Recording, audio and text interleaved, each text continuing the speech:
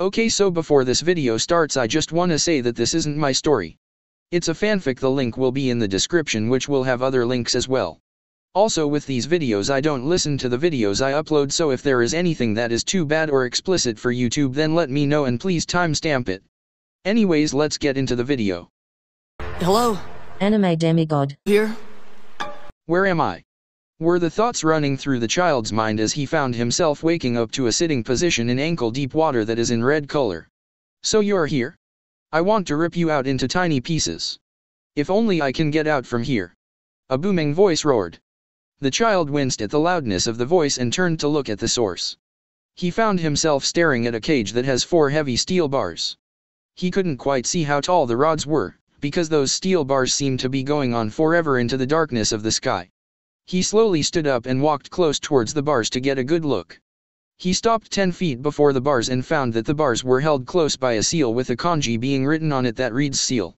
He was still observing the seal on the bars and then suddenly found himself skidding back a little by the sudden wind coming from within the bars. He braced himself against the sudden wind and understood that whatever was on the other side of the cage just exhaled its breath.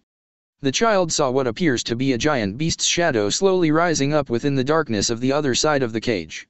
He still couldn't see it clearly cause the beast was not coming out into light. The only things that are visible were its eyes in the darkness. Mark my words, you stupid insect. This seal may stop me for now. But I will find a way out of here and kill everything that's precious to you, came the booming voice of the beast. Then it sat down, resting its head on its front legs. It was somewhat visible now, but still not clearly. The child was scared at first, but only until he heard what the beast said at the end. When he heard what it intends to do at the end of its sentence, the boy's posture suddenly changed. The beast saw that the fear in the eyes was replaced by something else, something that it can't understand. Then the boy surprised it by actually coming through the steel bars. The beast was too surprised to do anything, but the boy didn't stop there. He went up to its front leg, climbed on it and kept on walking until he was right in front of its right eye. Will you be my friend? The words caught the beast unaware and it was shocked beyond belief. Was the only reply that came to its mind. My father sealed you into me. He believes that only I can protect the village and my precious ones with your help. The boy replied, putting emphasis on the word help. The beast didn't reply, but let the boy continue. I don't want to use your power. I'm requesting you to help me with your power to protect the village and those who are precious to me. Those words put the beast in deep thought, which was an unusual thing for it. I want you to be my friend and one of my most precious people. The boy finished saying. After few more moments, when the beast still didn't reply, the boy slowly climbed down from its front leg and started to walk towards the bars with his back turned towards the beast. This is my chance to attack him and escape from here before he crosses the bars. Were the thoughts screaming in the beast's mind. It turned towards the retreating boy and raised claws to attack. But the boy still had his back facing it. Then the realization struck its head like a hedge hammer. The boy trusts him so much. The boy reminded it of another person whom it respected. A person who also trusted it so much that he also had his back facing the beast. A fond memory that the beast always cherished made its way into its mind. There's really no need to distinguish between man and beast. Because a friend of the heart provides peace of mind, no matter what their species. A very old-looking man said to the beast. He was sitting cross-legged in ankle-deep water of his mindscape. I gotta say. You're one strange bastard. I bet there isn't ever going to be a human like you again. The very same beast replied, and it was seen sitting behind the old man. No. I think you're wrong here. Human souls are like reflecting water. People often speak or act the opposite of their true feelings.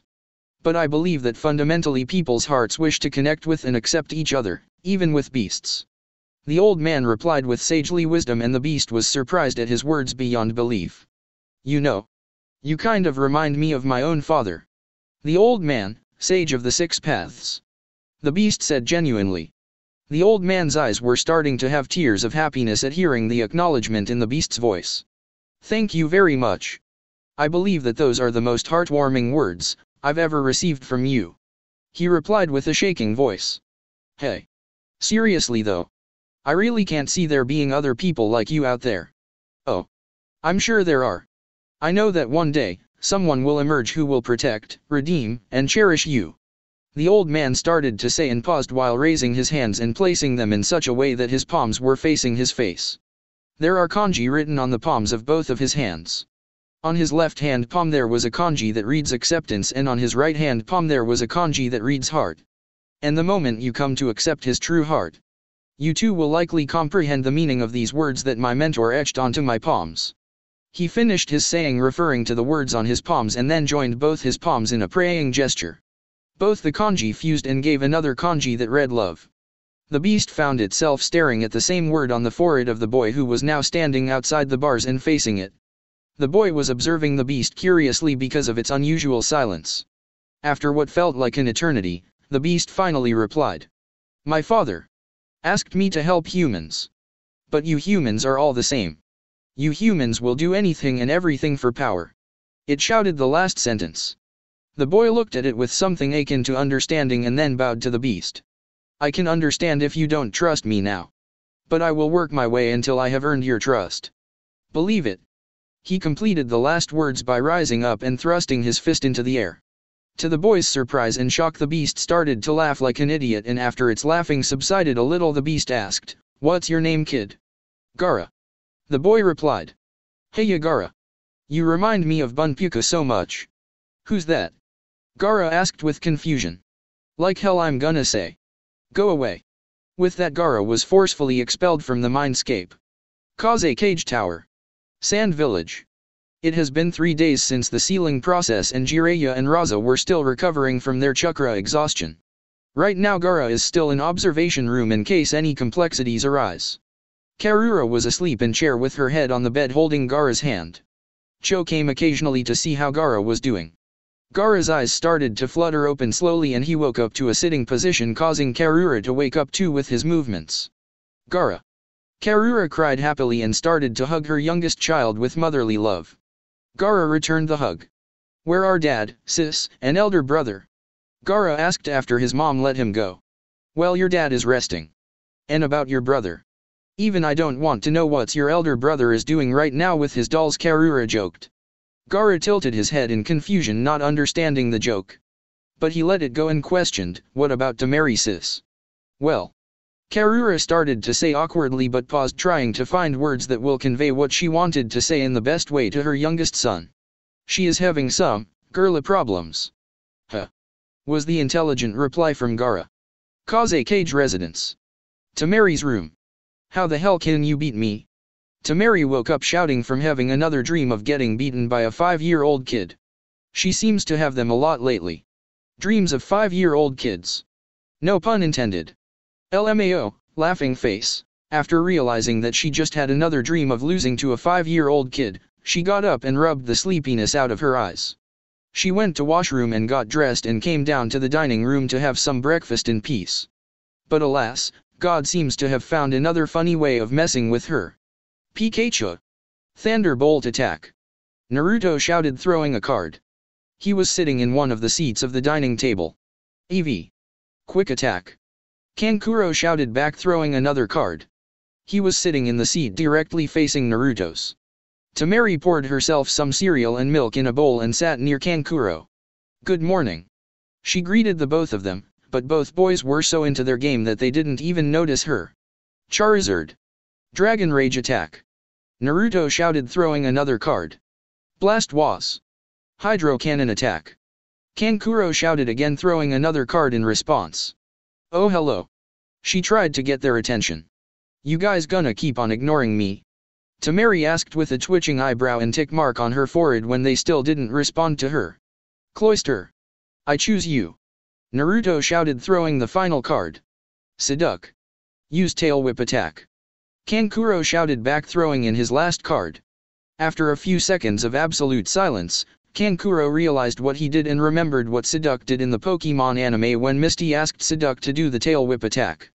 Naruto also seemed to remember that episode and both guys fell on the floor laughing like crazy remembering that scene. Dude. You lost. Naruto said in between his laughs. Yeah dude. I know. Kankuro replied in between his own laughs. But suddenly both boys felt that the temperature of the room dropped by some noticeable degrees, and both of them looked up and found themselves trembling in fear when they saw Tamari in rage mode walking towards them with her fan. I'm here too.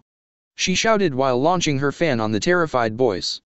Back at the Kaze cage tower, Gaara heard his sister's over-pitched shout and turned towards his mother and asked in confusion, Mom. What was that? Never mind, Gaara.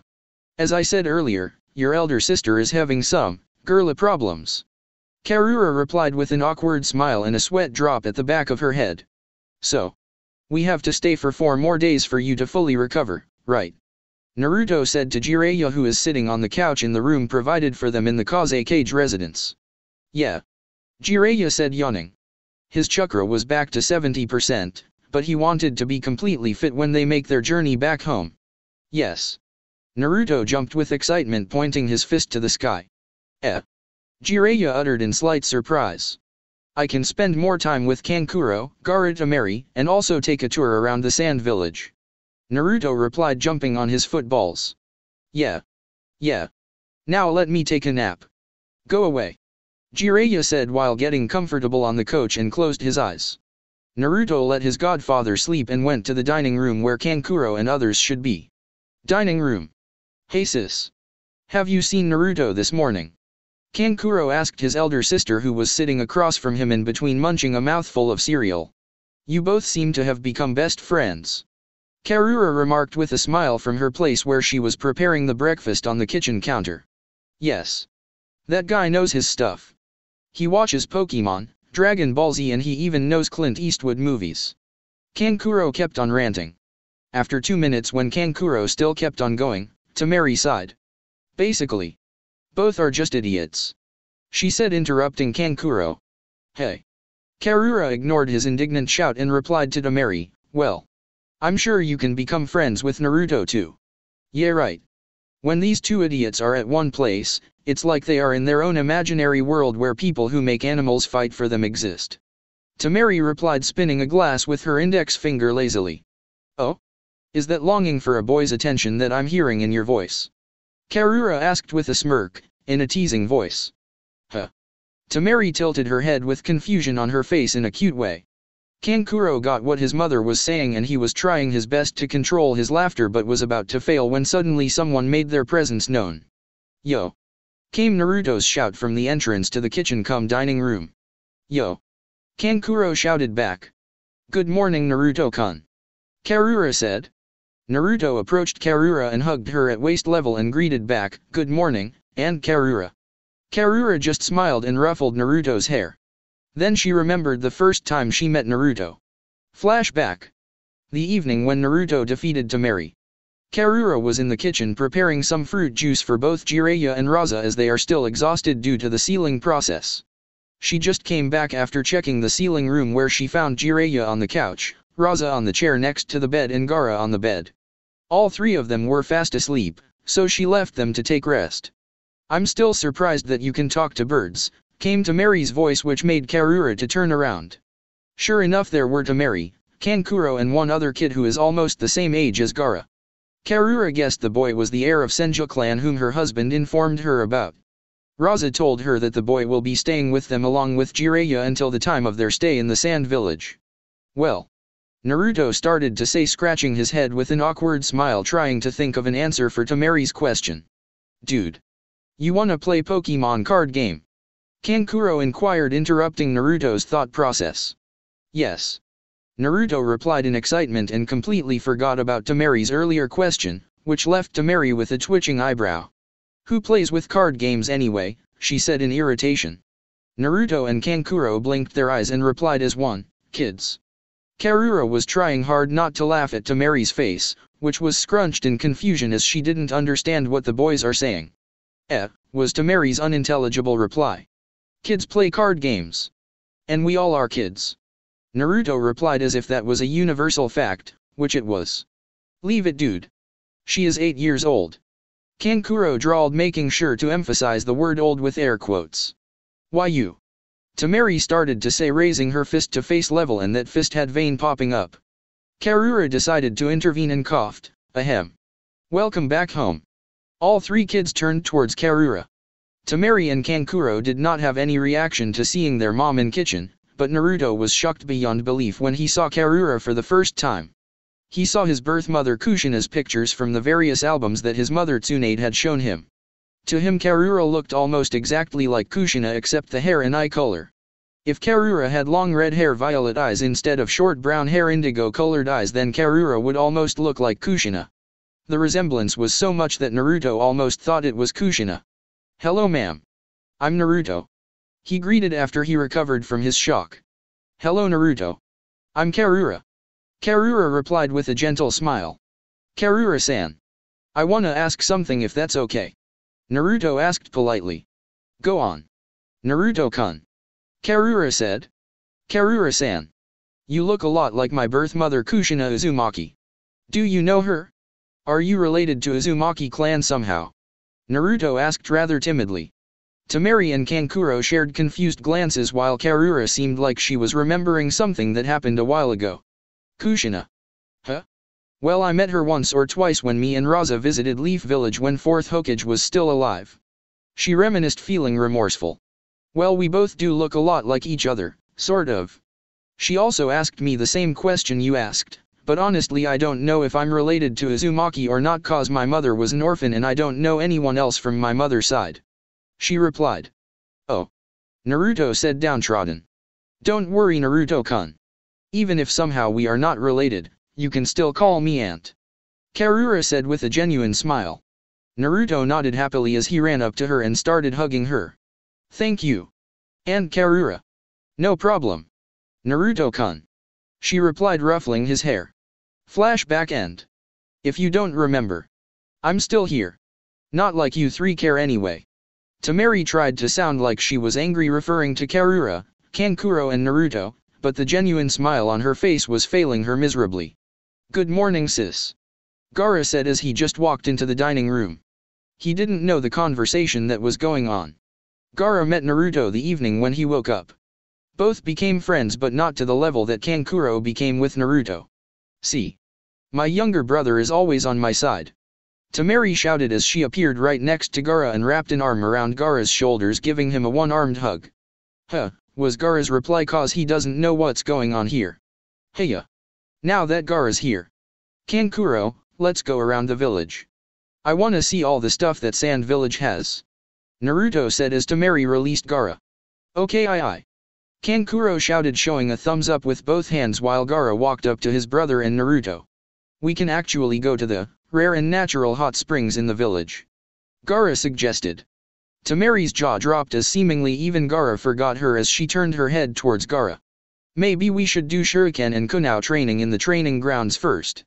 Temari shifted her eyes towards Naruto, who suggested that while rubbing his chin like he was in deep thought. "Wait. We should go to the barbecue restaurant first." Temari was having another bout of anger as seemingly she was being forgotten again as she turned towards Kankuro, who shouted that. "Wait. We will first go to the training grounds, then to the hot springs, and once we have freshened up we can enjoy barbecue meat," Naruto suggested.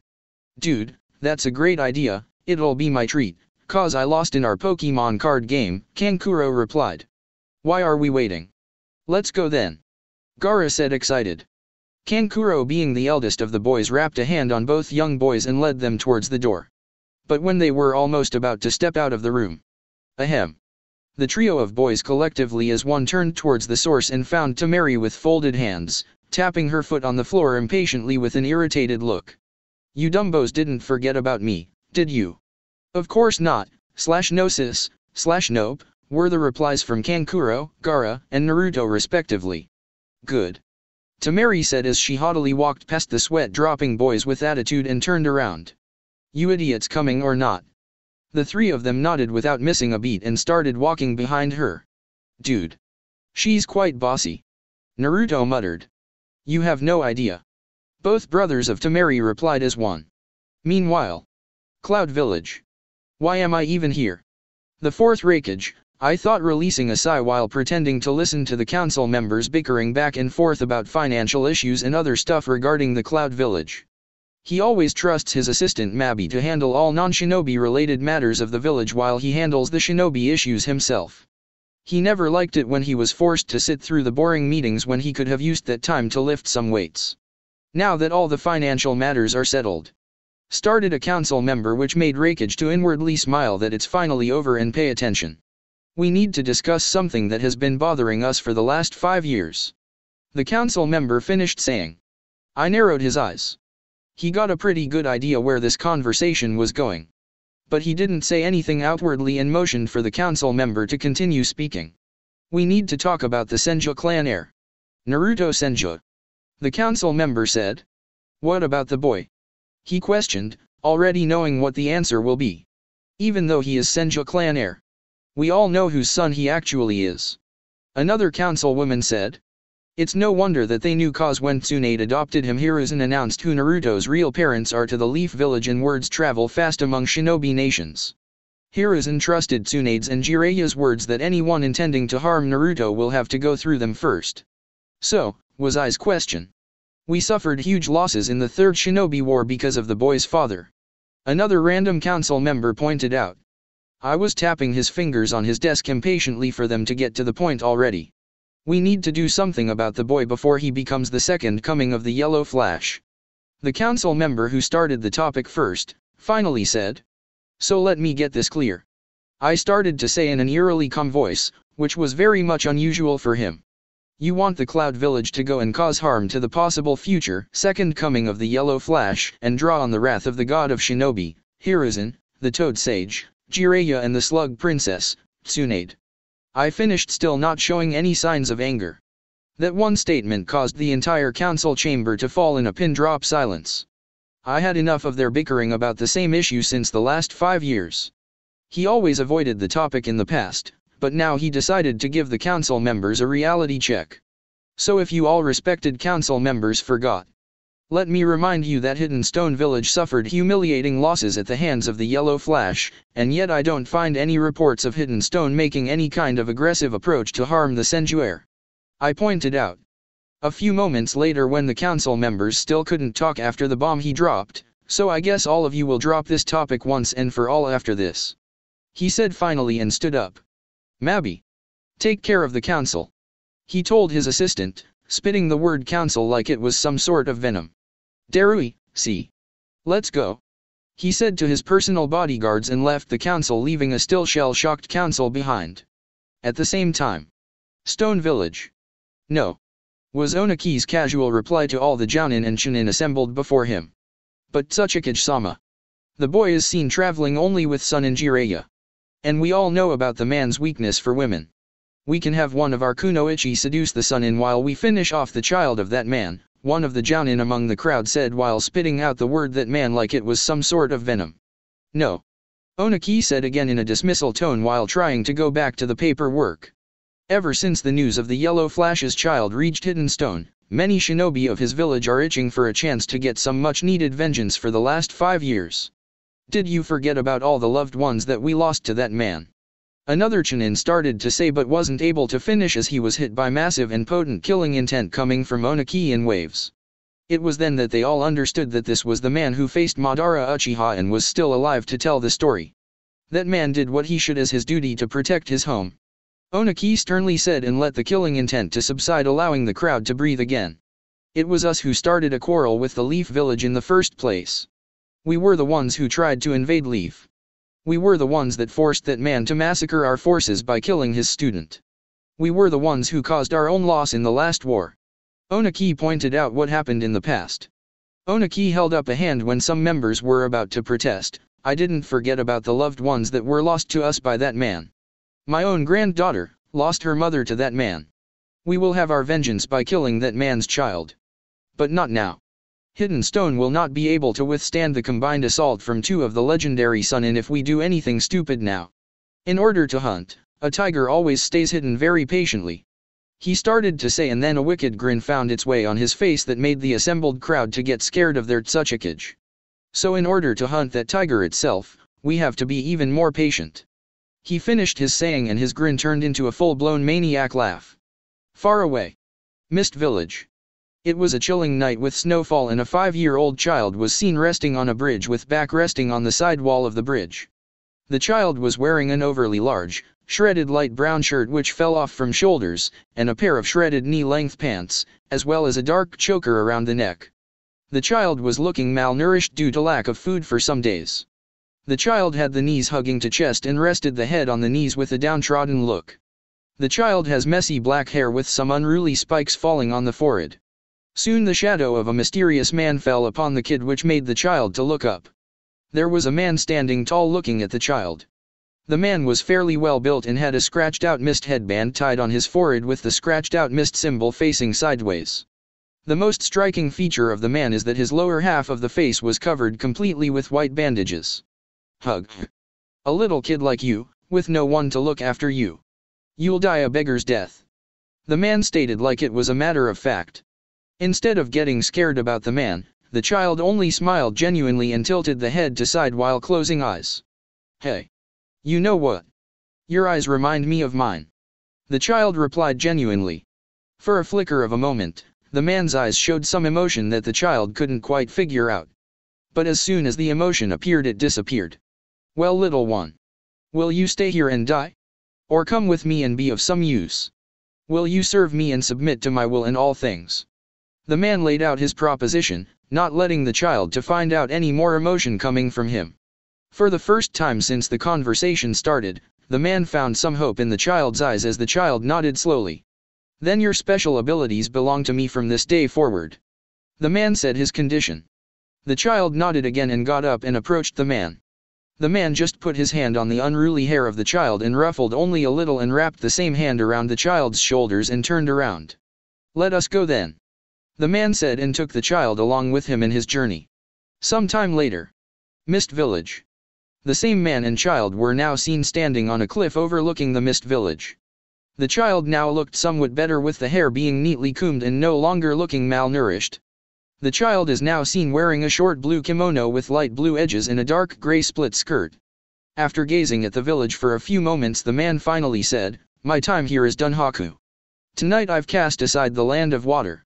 One day I will return and seize this land and hold it in my hands. Many things must be done before that day comes and you will help me to do them.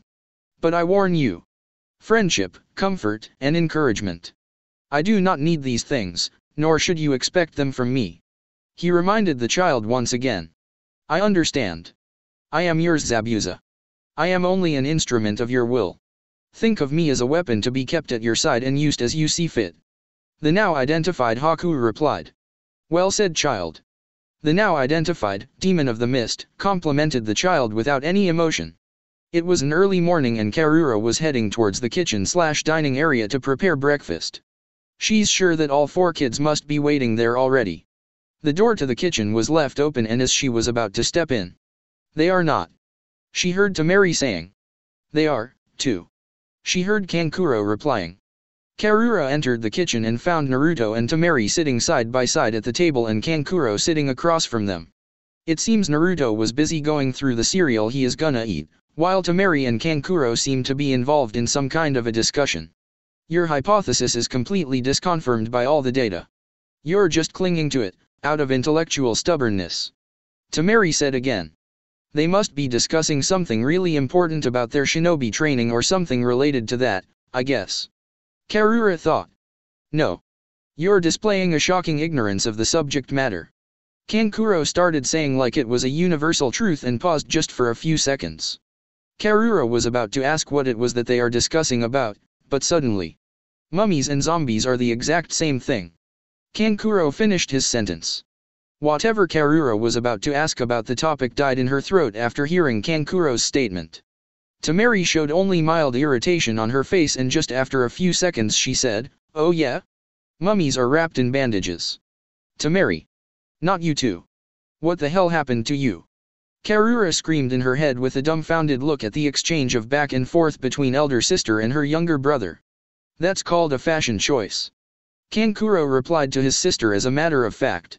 Karura turned towards her eldest daughter and Tamari looked like she had enough and was about to bonk Kankuro on the head with her fan, but... "All right. You brought this on yourself," Tamari stated and leaned back on her chair and said, "Naruto, get him. If a zombie bites you, you turn into a zombie." Naruto started to say looking at Kankuro as soon as Tamari brought him into the topic. "However, if a mummy bites you, all you turn into is some silly, catsuit wearing guy with a mummy bite. For the last time." It's not catsuit. Kankuro shouted childishly. So like a zombie that's been eaten from the waist down. You sir, have no leg to stand on, in this debate. Naruto finished his sentence seemingly ignoring Kankuro's shout. Good boy. Here's a cookie. Temari said, giving a cookie to Naruto with a smug look as Kankuro palmed his face and dragged it towards his chin in resignation. Oh thank you, the blonde boy took the cookie with excitement. What's happening here?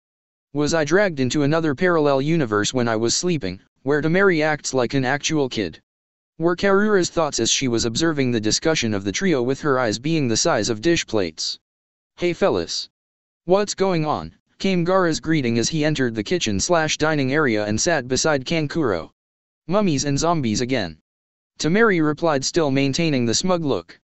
Gaara just released a sigh at his brother and sister. Well. At least Gaara looks same. So maybe I'm not stuck in a parallel universe. Karura thought as she studied her youngest son. But all that thought process went into garbage when Gaara opened his mouth. They're not the same thing. Gaara replied to his elder brother with a shake of his head, referring to mummies and zombies. Kankuro just released a sigh, finally accepting his defeat. You get a cookie too. Temari replied as she gave Gaara a cookie too, while somehow increasing the intensity of smugness on her face. Thanks. Gaara accepted the cookie. Okay, now I get it. I am still sleeping and in a dream. All I have to do is to go back to my bed and try to wake up. Karura thought out loud and went towards the kitchen door to get out. All three siblings didn't respond and turned towards Naruto with some expectation on their faces. Wait for it. Naruto whispered back while rubbing his palms like an evil genius. All three siblings nodded and turned towards their retreating mother. Karura stepped out of kitchen/dining area and shut the door by pushing it from the outside. All four kids inside the kitchen heard a bucket falling and sound of water splashing on the other side of the door. Yes. Naruto shouted as he jumped on the dining table, pointing a fist to the sky. I'm the prankster king from hell. He then turned towards the three dumbfounded siblings. What? Told you, I could prank Aunt Karura with the Big Bang Theory scene, didn't I? He replied smugly. All three siblings recovered from their shock that their mother actually fell for Naruto's silly prank and started laughing heartfully. Let's go. He shouted again in excitement and ran towards the door with a camera in hand. The three siblings also ran behind him without missing a beat, all the while having laughs of their own. When the four kids stepped outside the kitchen, they found Karura just standing outside with a bucket on her head and was fully drenched in water. Dude. That was awesome. It was really foo. Whatever Kankuro was about to say next died when he saw his mother lifting the bucket from her head with her right hand, and that hand had a vein popping out. Whose idea was this? She asked in a very sweet voice that was totally betrayed by the veins that were popping on her forehead and also on her raised fist. There was a Shinigami, the goddess of death, image floating behind Karura's background, complete with black sky and a red sun. Naruto. All three Sand siblings replied without any delay as they pointed their fingers to the blonde boy in question. They knew how much ruthless their mother can be when she is pissed. Oh. Karura replied with a genuine smile, and all of a sudden the Shinigami image, black sky, and the red sun faded away from her background. She kneeled in front of Naruto and ruffled his blonde hair. Why did you decide to prank me, Naruto? She asked, still smiling. What the hell? Was the thought running in all three Sand siblings' minds when their mother's anger faded away, just like that. Now that they thought about it, Karura seemed to be liking whatever Naruto does these days. That's not fair. The three siblings thought again without knowing that all three of them were thinking the same thing. Naruto cast a downtrodden look at Karura's question, and Karura. It's just that. I wanted to capture some memories before I have to leave in few days. He said timidly. That made everyone, including Temari, to feel sad as they all got really attached to the blonde boy. It felt like Naruto was here all along and was one of their family already. Karura gently lifted Naruto's face by his chin so that he was looking at her. Okay then. Let's take a picture. Karura replied, taking the camera from Naruto and set it on timer mode. All three Sand siblings stood behind Naruto, who is pointing thumbs with both hands and with his left eye closed in a very cute way. Temari stood directly behind him as she is taller than him, for now, with her hands on Naruto's shoulders. Gaara stood on Naruto's right side and Kankuro stood on Naruto's left side with his trademark makeup catsuit. Ahem, war paint puppeteer costume. Karura stood behind all four kids with the bucket still on her head, lifting it slightly with her left hand like it was a hat. When the camera was about to click, Raza walked in and got captured too, with a confused face standing next to the right side of Karura. As Naruto was busy in making memories with the Sand family, no one was aware about the storm that was getting ready to swallow the land of waves. Unknown location. A midget man could be seen standing in front of his two bodyguards in a darkly lit place. The man has shaggy brown hair and has a pair of small, circular black glasses.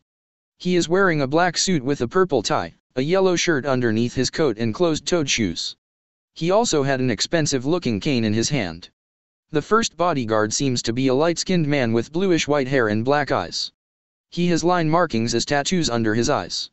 He has a dark purple hat on his head, the top of which extends far beyond the top of his head. He is wearing a blue jacket with multiple pockets and had a blue-handled katana tied to his waist. The second bodyguard is of tall stature, and had an eye patch over his right eye and his brown hair which he parts in three, finishing in an elaborate top knot. He has an intricate tattoo design that seemingly stretches across his entire left side and left-right, inner thigh. He has a stitched scar on the left side of his forehead, and the left side of his mouth. He is wearing a loose-fitting kimono, albeit not in the traditional manner, as the top half of the outfit was left falling around his waist, leaving his upper body exposed. His waist is also wrapped in bandages with simple sandals and was carrying a fairly long sword. Zora. Waraji. The man started to say, addressing his bodyguards. My plans have to wait. I haven't expected one of the legendary Sunin to settle down in Wave. If I make any wrong move now, it will bring us on the radar of the Slug Princess and we will be finished once and for all. For now, I will enter Wave as a regular shipping merchant, and when the time is right, the Slug Sunin is away, I will enact my plan. All I have to do is to wait for the right time. Until then, don't cause any trouble that may be noticed by the Sunin in the village. The midget man informed his bodyguards. As you wish, Gato-sama. The now identified Zora and Waraji replied as one to their boss. My plans for Wave may have been postponed for now. But sooner or later Land of Waves will be mine, no matter what. The now identified Gato finally said before dismissing his bodyguards. After spending some time and making memories with the Sand siblings, the time has finally come for Naruto to return to his home along with Jiraiya. Karura and her children knew that Naruto must leave, but it was still painful for them to see the blonde boy who became a part of their own family leave. At the moment, both Jiraiya and Naruto are present at the village gates for their journey back home. Jiraiya and Raza were in the middle of a discussion about Gaara's new seal, whereas Naruto was in the process of saying goodbye to his aunt and Sand siblings. I will miss you, Aunt Karura, Naruto said while trying to hold his tears. Karura went on her knees so she can be at his eye level and replied with a sad smile, I will miss you too, Naruto-kun. Then she hugged the teary-eyed boy. After a few seconds, Naruto let go of Karura and she wiped away his tears with her sleeves. She then stood up while ruffling his hair, making him smile. Right after that, Gaara came up to Naruto, and before the redhead boy can say anything, Naruto bumped his fist a little hardly on Gaara's shoulder, making the boy wince. Become the best guardian for your village, Gaara. Naruto replied, showing a thumbs up sign with the same hand that he just used to give a bro fist to Gaara, while making sure to close one eye and giving a 1000 watts smile, which made the red-headed boy to smile too. I will, Naruto. Believe it. Gaara replied, rubbing his shoulder where Naruto had hit him. Hey. Don't steal my line. Naruto complained, all the while still maintaining the smile.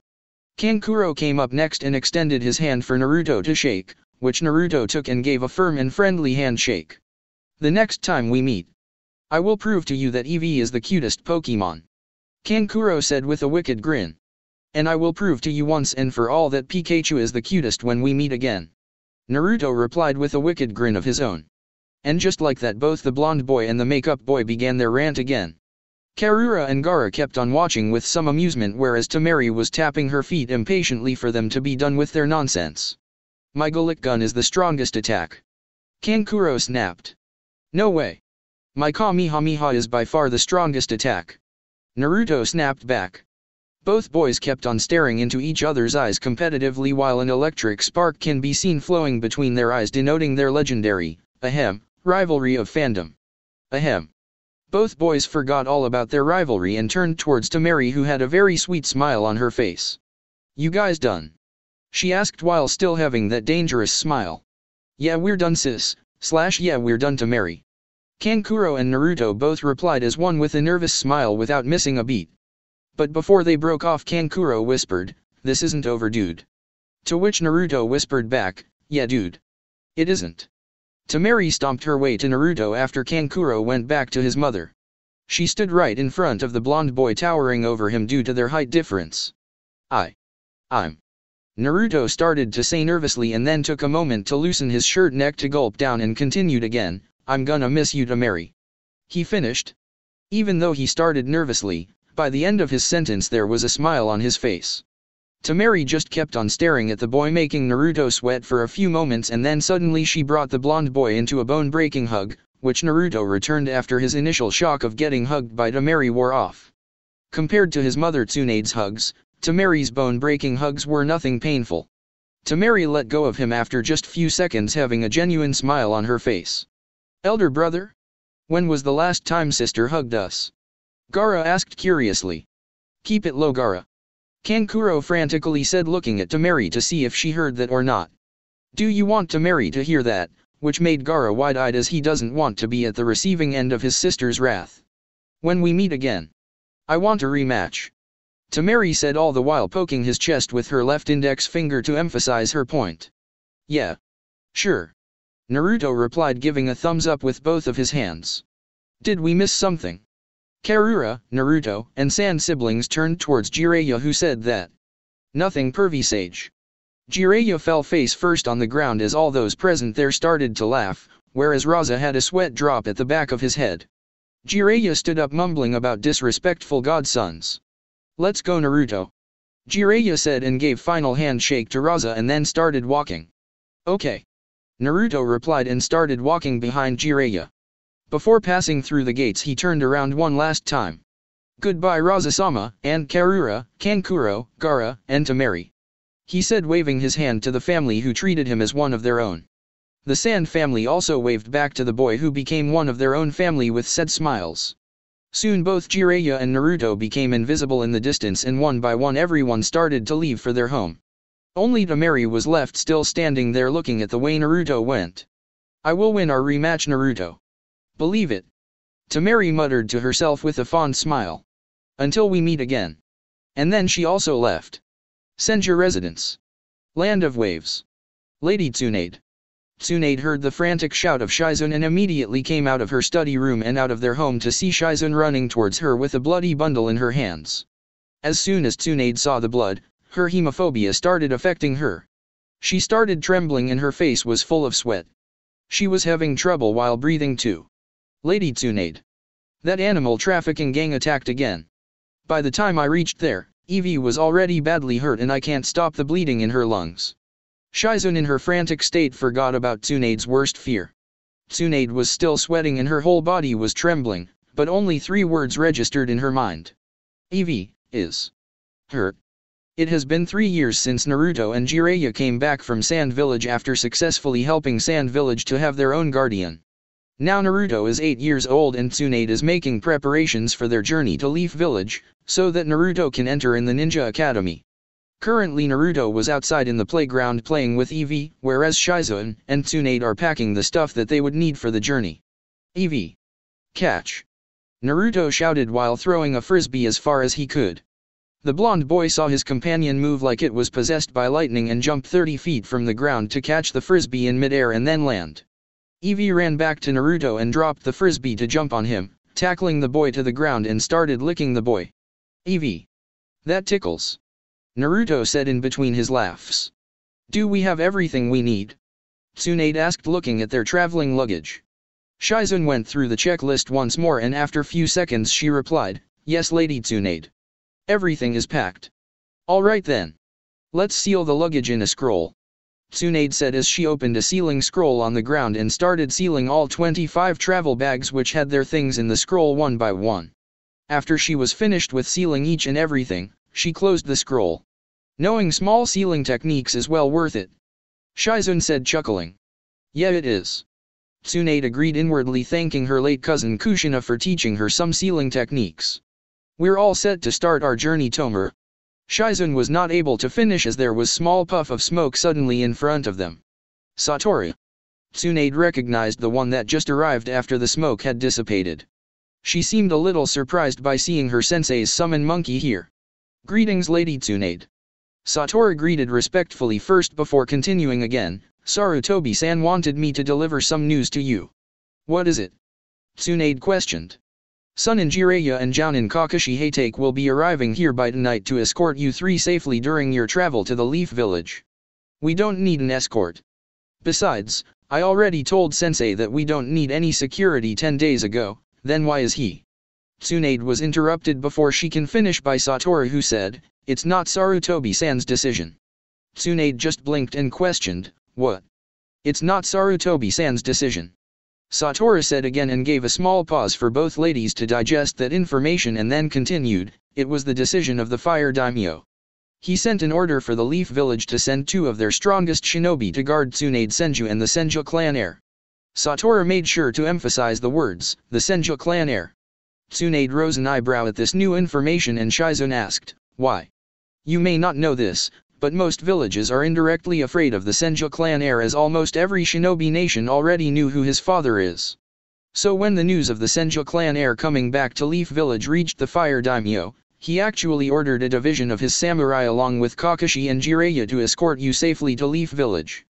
But Sarutobi-san convinced him that there's no need of samurai, as both Sunin Jiraiya and Jounin Kakashi Hatake will be more than enough to make sure you three are safe." Satoru replied. Tsunade and Shizune were silent for few moments, trying to digest this new information. "Hiring an S-ranked Sunin and a high A-ranked Jounin for our safety, huh?"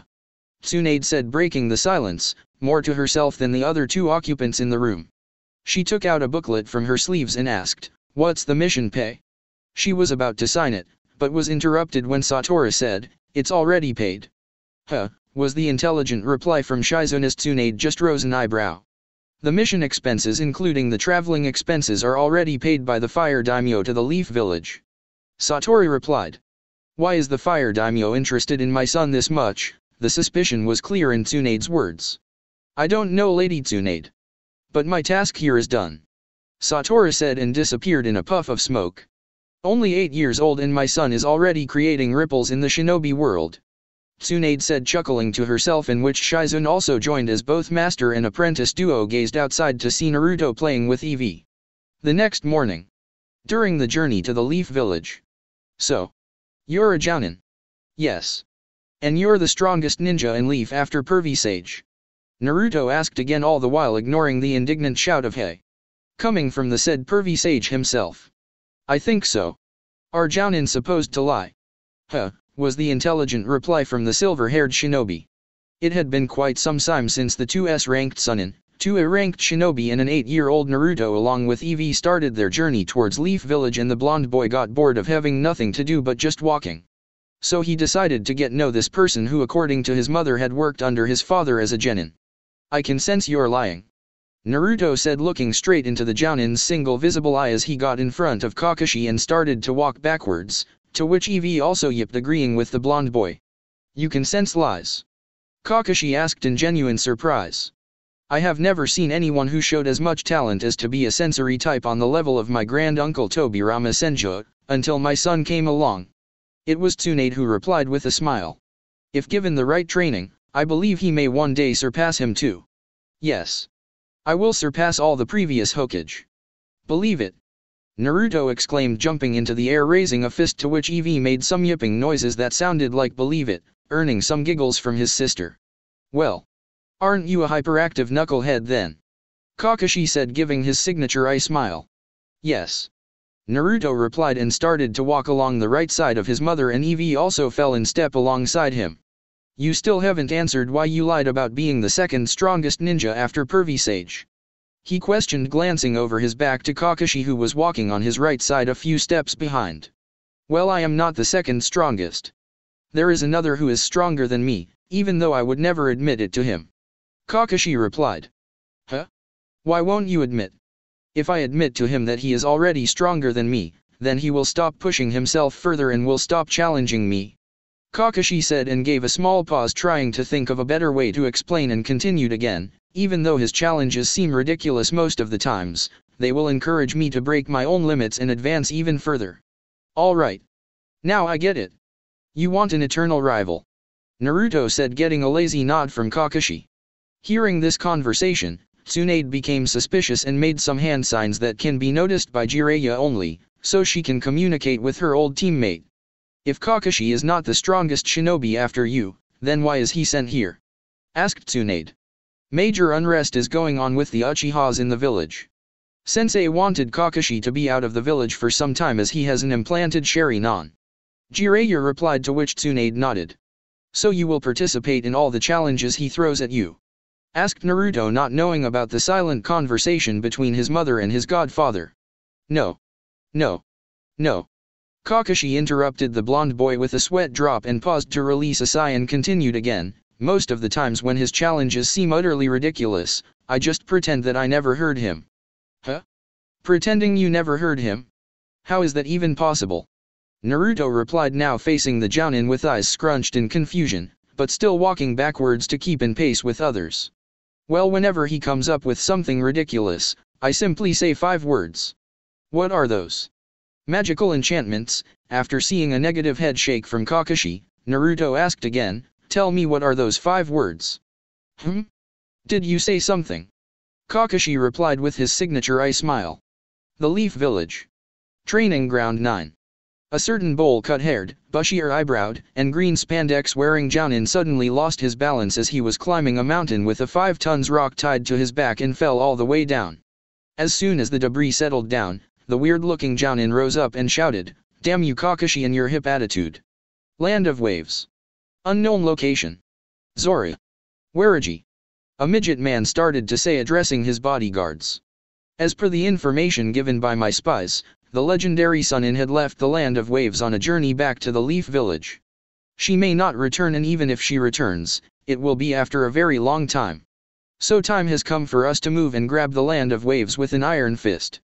He said, and approached a nearby map of the elemental nations on the wall and pointed to where Land of Waves is located and continued, Land of Waves has trading routes with the other villages only by sea.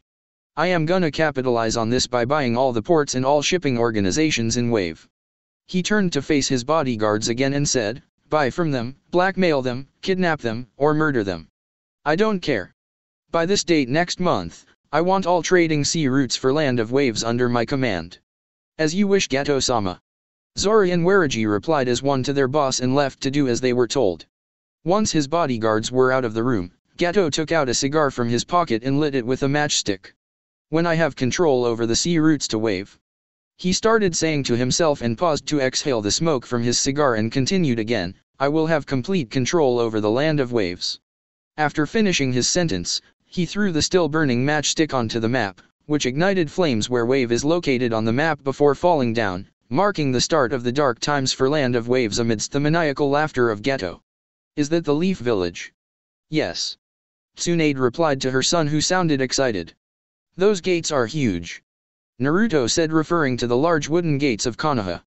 They were still 2 miles away from the gates, but given that they can still see the gates from that far made them even more awe-inspiring. EV. Race ya to the entrance. Naruto challenged his companion, to which EV also barked, accepting the challenge. What's going on? Kakashi said, more to himself than others present there. Well, Naruto-kun is about to cause some mischief. Shizun replied to the silver-haired Jounin, causing him to raise his single visible eyebrow. The world all around them seemed to have slowed down as both Naruto and EV concentrated on a red leaf that has been floating in the wind trying to reach the ground. Both Naruto and EV got ready for their race. Naruto stood with his feet shoulder-width apart and kept his right leg in front of him, and at the same time he kept his left foot behind him with the heel being raised off the ground. Both his feet were pointed forward and the left foot toes were 1 foot behind the heel of the right foot. He kept his arms relaxed and was looking forward to the floating leaf. When the leaf was halfway down, Kakashi noticed a shift in Naruto's stance as he flexed at the hips and knees so that the weight is evenly distributed over both of his feet and leaned downwards towards the front foot. He placed left arm in front and right arm in back and got ready. That's not how shinobi are supposed to run, were the thoughts running through Kakashi's mind as Eevee also got into her own stance. As soon as the sound of the leaf touching the ground reached the sensitive ears of both Eevee and Naruto. Let's go! Naruto shouted as he pushed off with both feet, springing away from the start position and drove with a big, strong arm action as he kept the eyes down so that all of the power was being directed through the top of the head. He pushed gradually and rose up to the full sprinting position. All of this happened in a mere second. As soon he rose up to the full sprinting position, the world came back to normal and both Naruto and Eevee shot themselves like thunder and lightning, leaving only dust trail behind them. Where did he learn that technique to run fast? Kakashi mumbled to himself, completely shocked by the 8-year-old's speed. He watches a lot of TV. Shizun replied like it was all the explanation needed and started walking along with Jiraiya and Tsunade, all the while completely ignoring the dumbfounded look of the scarecrow Jounin. The Leaf Village Gates. There were 2 Chunins stationed at the village gates, guarding the entrance and keeping record of all those who are either entering or exiting the village. These 2 Chunins have been doing gate guard duty since the time they became Chunin. People even started calling them the Eternal Gate Guards. Man. I'm bored. The first Chunin complained, and he has long, spiky, black hair and dark eyes. He has a strip of bandage running across the bridge of his nose and a marking on his chin which has the same color as his hair. He was wearing the standard attire of a Konoha shinobi, complete with a forehead protector and a flak jacket. I know, Kotetsu. I'm bored too. The second Chunin agreed, releasing a sigh, and he has brown hair and dark eyes. His hair is combed down and was covering his right eye. He had a forehead protector like a bandana and was wearing the standard Konoha shinobi outfit which goes all the way up to his chin. I wish something new happened today, Izumo. The now identified Kotetsu said to his partner and stood up to stretch his body and heard a satisfying joint pop sound. When he didn't get a response from his partner Izumo, Kotetsu turned towards him only to find his eyes being the size of dish plates. Izumo. Kotetsu called his shocked-looking partner. I think your wish has come true, Kotetsu. Izumo said, looking at the direction of the gates. Huh. Kotetsu turned to look in the direction where Izumo was looking, and as soon as he did, his jaw dropped. Twin dust storms were making their way towards the village gates and they don't seem to be stopping anytime soon. If they collide with their guard station at the speed they were moving, there will be a lot of collateral damage. Their eyes went wide and they both stood up in panic as the twin dust storms approached the gates, and as soon they passed through the gates. They stopped? Hell yeah. I was first, Eevee. Shouted Naruto, who was the first one to appear from the dust cloud he made, followed by Eevee, who barked something that is not understandable to the shell-shocked Chunins. Naruto turned towards the 2 Chunin whose eyes were looking like they will pop out from their eye sockets any time and said, Yo. That was the last straw as Izumo fell forwards and Kotetsu fell backwards as they lost their consciousness into sweet bliss after witnessing the shocking and dynamic entry of a blonde boy and a fox. Oh. I guess I went too far. Naruto said, scratching his head, and chuckled to himself awkwardly. Yeah. You broke the poor souls. Came the reply of Kakashi, who just walked in to see the supposed Eternal Gate Guards losing their consciousness after witnessing a dust storm. Hee hee.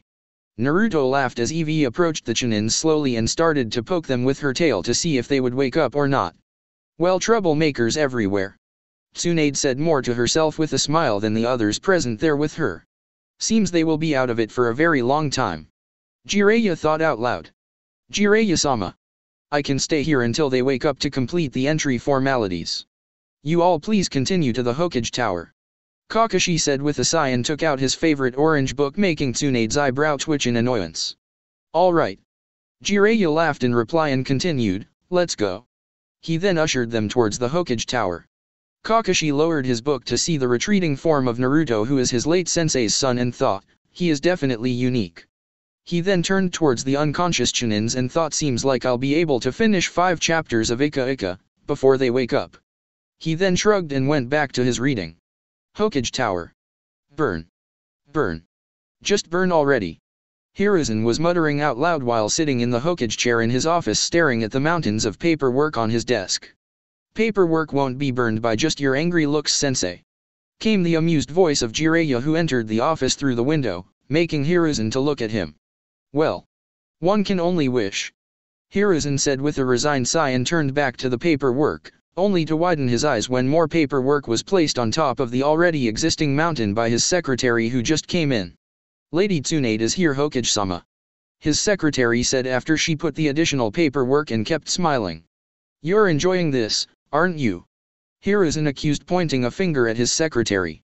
I don't know what you're talking about, Hokage-sama. His secretary replied, feigning too much innocence.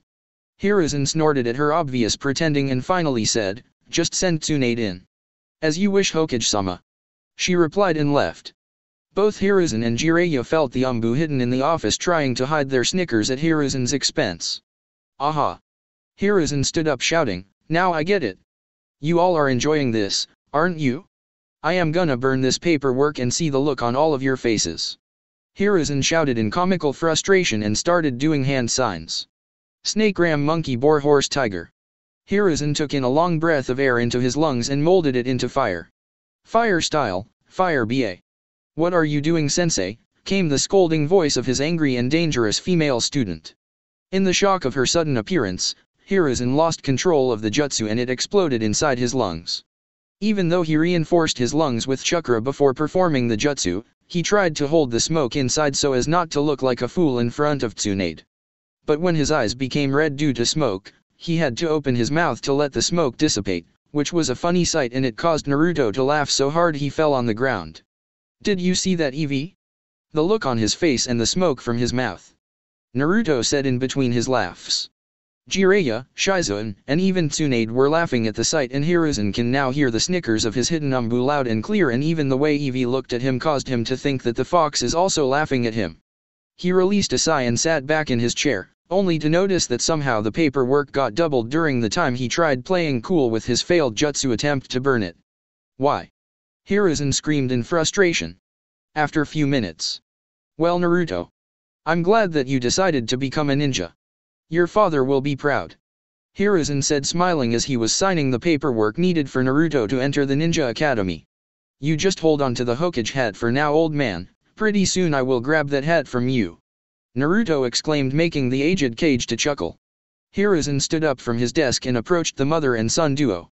"I'm sure you will, Naruto," he said, ruffling the blonde boy's hair. He then handed the paperwork to Tsunade and said, "He can enter the Ninja Academy from tomorrow, Tsunade." "Thank you, sensei." Tsunade accepted the papers and turned around to walk out of the office.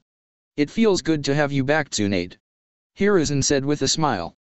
Tsunade turned around and with a very sweet smile that looked more dangerous than being sweet and replied, "I'm not gonna be the next Hokage sensei. So, you can stop trying your little tricks." "Damn it." Hiruzen cursed in his mind for getting caught so easily before trying to explain with a nervous smile, "I didn't mean that, Tsunade." But he couldn't finish as Tsunade interrupted him by saying, "Whatever, sensei." And then she walked out of the office along with laughing Naruto, while chuckling to herself and gathered Shizen who was waiting outside the room with Evie. The family then set out for their Senju residence located in the Leaf Village. "Did you really think that she couldn't find out what's going on in your mind, sensei?" came the question of Jiraiya, who was enjoying the view of the village by sitting on the window of the office. "Well, an old man can only hope." Hiruzen paused to release a sigh and continued, "Besides, if she won't take the hat, then I can always choose you to be my success." "Hey! Come back here." Hiruzen stopped mid-sentence to shout at the escaping Jiraiya, who jumped out the window as soon as Hiruzen started talking about making him the next Hokage. After getting the paperwork done for Naruto's entry in Ninja Academy, Tsunade, Shizen, Naruto, and Evie went to the Senju residency located within the Leaf Village. The family spent all the evening unpacking their things and settling down.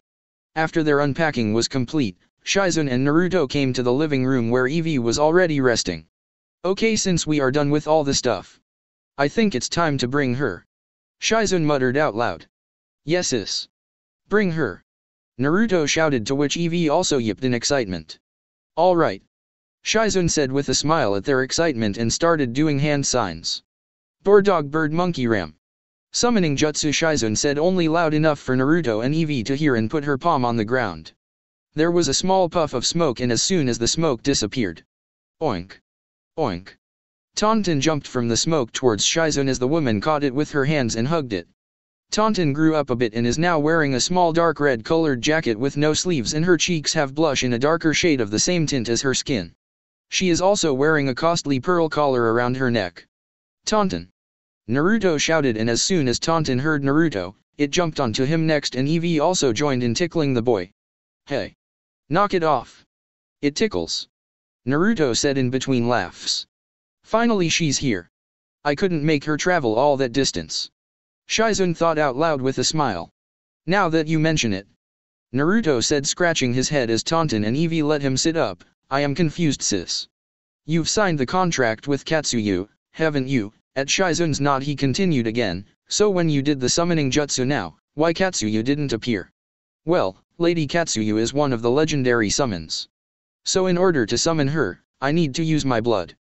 She gave a small pause for Naruto to understand and continued again, if I use my blood and do the summoning jutsu with decent amount of my chakra, then I can summon a decent part of Lady Katsuyu's original body, and if I use humongous amount of chakra with my blood, then I can summon Lady Katsuyu's original body.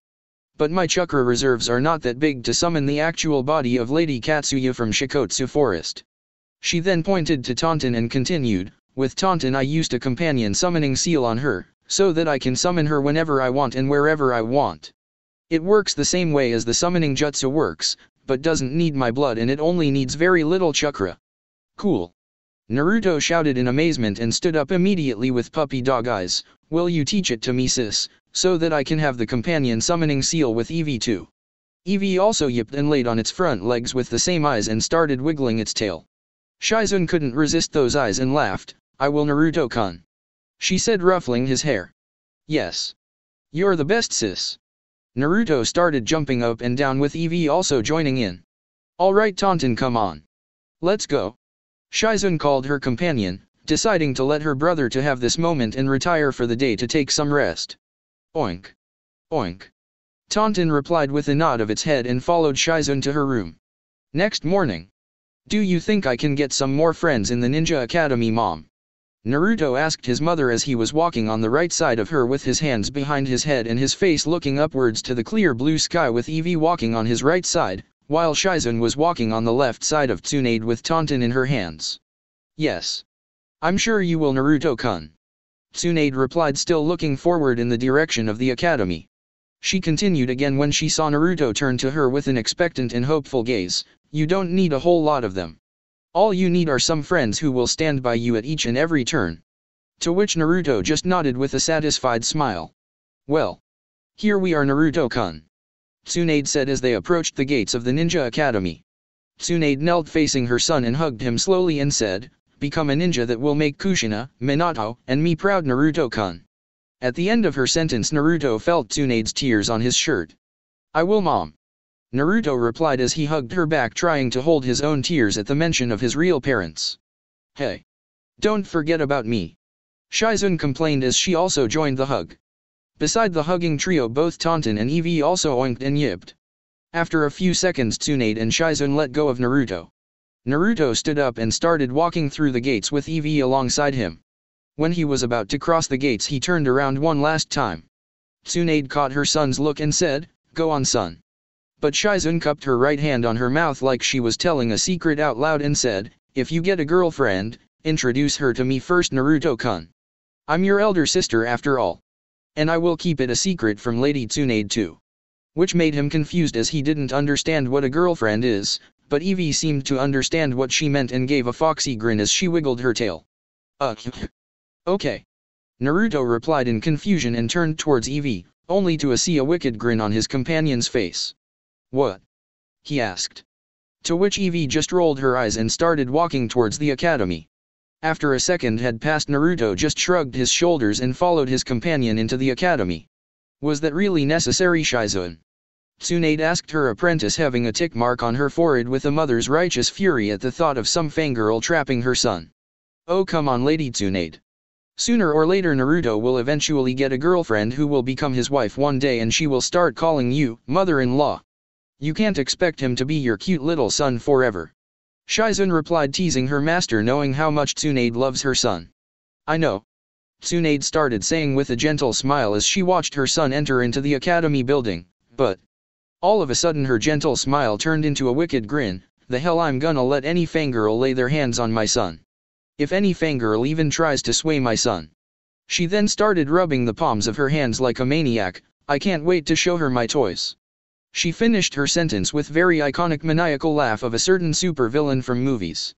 I think you've been watching too many movies along with Naruto-kun these days, Lady Tsunade. Shizun muttered out loud with a sweat drop at the back of her head as her master was still lost in her crazy laughter. Anyway, let's go, Shizun. We have so much work to do in home. Tsunade replied, dropping the laughter all of a sudden, and started walking towards their home. Shizun just nodded and followed her master. Ninja Academy classroom. Well class.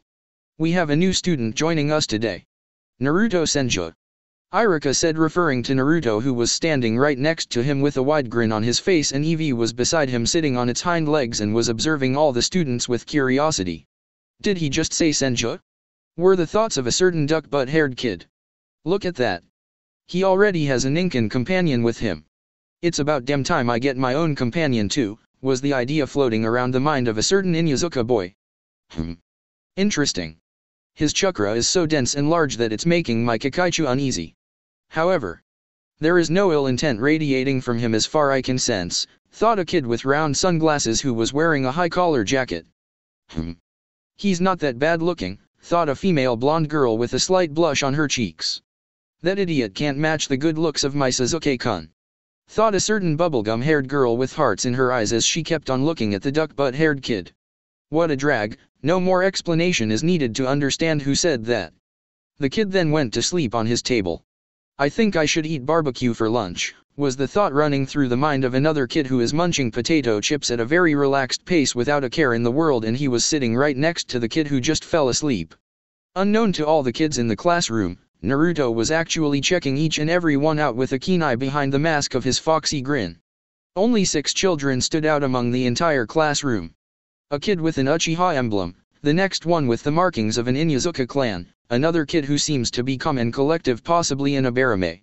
Apart from my father, me and my mom, the only other people who have blonde hair in Leaf Village are the Yamanakas. So the blonde girl might be an Yamanaka. Another kid who lacks motivation, possibly a Nara, and a kid who eats continuously, and depending on his friendship with the Nara, he might be an Akimichi. Was the conclusion Naruto came to in his mind. Your great-grand-uncle Tobirama Senju always used to tell me to look underneath the underneath. Naruto remembered his mother's very first lesson about being a ninja. Bell rang all of a sudden, interrupting Naruto's thoughts. Iruka just sighed and turned to Naruto and said, "Well, Naruto, I am sure you will make good friends with the rest of the class." He took his things from the bench. "I will continue the class after lunch," he said to the class, and left. Naruto and Eevee walked towards the bench where Shino, Shikamaru, Koji, and Kiba were sitting at. But before he can say anything to introduce himself, Ino suddenly appeared right next to the bench the 4 boys were sitting at and stood facing Naruto. "Heya, I am Ino," she said with the slight blush still on her face. "This lazy guy is Shikamaru, the chubby one is Koji, the weird-looking one is Shino, and the dumb-looking one is Kiba." She introduced the other kids. "Hey. I'm not dumb," protested Kiba. "Nice to meet ya all," Naruto answered with a foxy grin that seemed to make him look even more cute in the eyes of Ino. "What am I thinking? I love only Sasuke-kun," Ino scolded herself. Eevee, being a lady herself, watched the blonde girl and understood what's running through her mind, and yipped to stop the girl's daydreams and to let the others know that she was there too. "Oh, and this is Eevee," Naruto said, patting Eevee on her head. "Eevee. Kawa I. Ino started hugging the poor fox to death with hearts in her eyes. "Dude. Wanna have lunch with us?" Kiba offered. "Yeah." Naruto was interrupted before he can finish his sentence. "Hey Senju. Wanna join with me for lunch?" the duck-butt-haired kid said. "You are a Senju and I'm an Uchiha. We are the elite clan heirs, so we both should become friends," Sasuke said, too proud of his clan heritage. The other kids just shook their heads at the emo boy. "Hey. I'm Naruto. What's your name?" Naruto greeted, trying to ignore the cocky attitude the Uchiha kid just displayed. "As I said, I'm an Uchiha," Sasuke replied, pointing a thumb to himself. But he was confused when Naruto shook his head in negative and said, "I didn't ask your clan name. I asked your name." Naruto then pointed the other kids there. "These are Ino, Shikamaru, Koji, Kiba, and Shino. They didn't introduce themselves with their clan names, did they? Or do you think your clan is above all else that anyone will recognize you with just your clan name?" Pin drop silence had settled all over the classroom. Sasuke looked taken back at what was said by the blonde boy. The pink-haired girl screeched all of a sudden, breaking the silence, "Hey. Stop acting cool and trying to make Sasuke-kun look b. I'm Sasuke." The girl's rant was cut short when she heard her precious Sasuke-kun saying that. And this time it was pink-haired girl's turn to get shocked as Sasuke extended a hand for Naruto. Naruto then shook Sasuke's hand and said, "Now that we got through this whole thing, can we all go and have lunch together, as friends?" He finished his sentence by looking around the still shell-shocked Ino, Shikamaru, Koji, Kiba, and Shino. Though it can't be said if Shino was shocked or not, as half of his face covered by the collar of his jacket and his eyes were covered with sunglasses. Evie yipped from her place in Ino's lap, breaking the blonde girl out of her shock and others. "Yeah. Let's go," she said excited. Was the duck-butt-haired kid's answer. "All right," came the shout of Kiba. "Fine," came the stoic reply of Shino. "What a drag. Sigh, count me in." Guess who said it? "So are we gonna go for barbecue?" came the suggestion from Koji. "Yeah, barbecue sounds good. Since I'm new to the village. Lead the way," Naruto replied, scratching his head with a grin. Hello." All 7 kids who have lunch plan in mind, collectively as one turned towards the source of the nervous-sounding voice and found the pink-haired girl fidgeting with her hands and feet. I'm Sakura," Sakura said nervously and took a small pause and continued again, "Can I become the member of this group too for the lunch?" "No," Naruto replied, which made Sakura's head to fall down. "Not just the lunch, but you can become our friend too." Naruto finished giving a thumbs up, which brightened up Sakura's face with a genuine smile. Thus, the foundation of a good friendship was formed between these 8 kids. But none of these kids knew that their friendship will become a crucial factor in shaping the future ahead of them. That evening, after coming back from the barbecue lunch, the 8 kids attended their afternoon class. During the lunch, Ino and Sakura made some amends to their broken friendship over Sasuke. Even though they haven't completely given up their rivalry over Sasuke, they were able to stop bickering back and forth during the lunch, which made the other kids to have some relief. After completing the classes for the day, Naruto said bye to his friends and started walking towards his home along with Evie. He had a genuine smile on his face. But soon he heard some bickering and crying in the woods located off the side of the road. Evie also heard the sounds and turned towards that direction and started growling. In the woods. "Hey, you! You destroyed my ice cream," a boy's accusing voice can be heard. "Sorry," replied a girl timidly. The girl was surrounded by 3 kids who were a little above her age. She was almost the same age as Naruto. She was wearing a sleeved, black V-neck shirt with mesh armor underneath, with black training pants and sandals. She had dark blue hair in a haircut and she had blush on her cheeks, which made her look even more cute. The most striking feature of her was her eyes. Her eyes were lavender in color and were pupil-less. People from noble families like that are always so stuck up. The second boy said. "If you're really a Hyuga, then show us your Byakugan. But if you're not gonna, don't look at us." The first boy said. "Yeah, your eyes are creepy. I bet you're some kind of a monster, aren't you?" The third boy said. "Yeah, a Byakugan monster." The first boy said, which made the other 2 to laugh. The girl got scared and tried to run away, but the first boy caught her by her hand and dragged her back roughly. He then slammed his palm forcefully on her head, which made her fall on her hands and knees. "Come on. Apologize," he demanded. "I'm sorry. I'm sorry. I'm sorry," the girl started saying as her tears were dropping on the ground. "Hey. Dumbos. Quit it." All 3 bullying kids turned towards the source of the voice, only to find Naruto with his arms crossed and a very angry frown on his face, and growling at them in a terrifying way was Evie with her teeth full of saliva. "Who are you, kid?" one of the bullies asked, trying to intimidate the young blonde kid. "I'm Naruto Senju, the future Hokage of the Leaf," Naruto announced, pointing a thumb to himself. All 3 bullies started laughing at this, and one of them started to say in between his laughs, "What an idiot.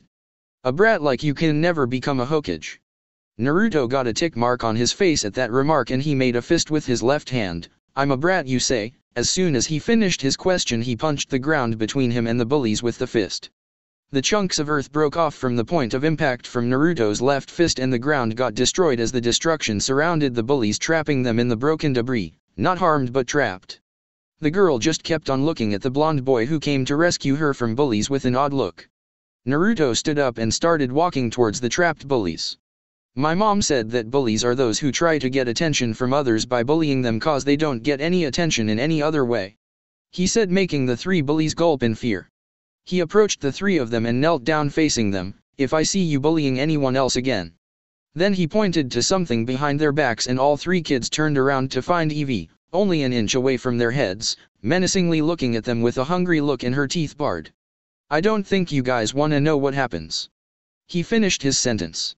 The three boys nodded without missing a beat and Naruto lifted a large debris that was trapping them with a single hand, allowing them to get out and run as fast as they could.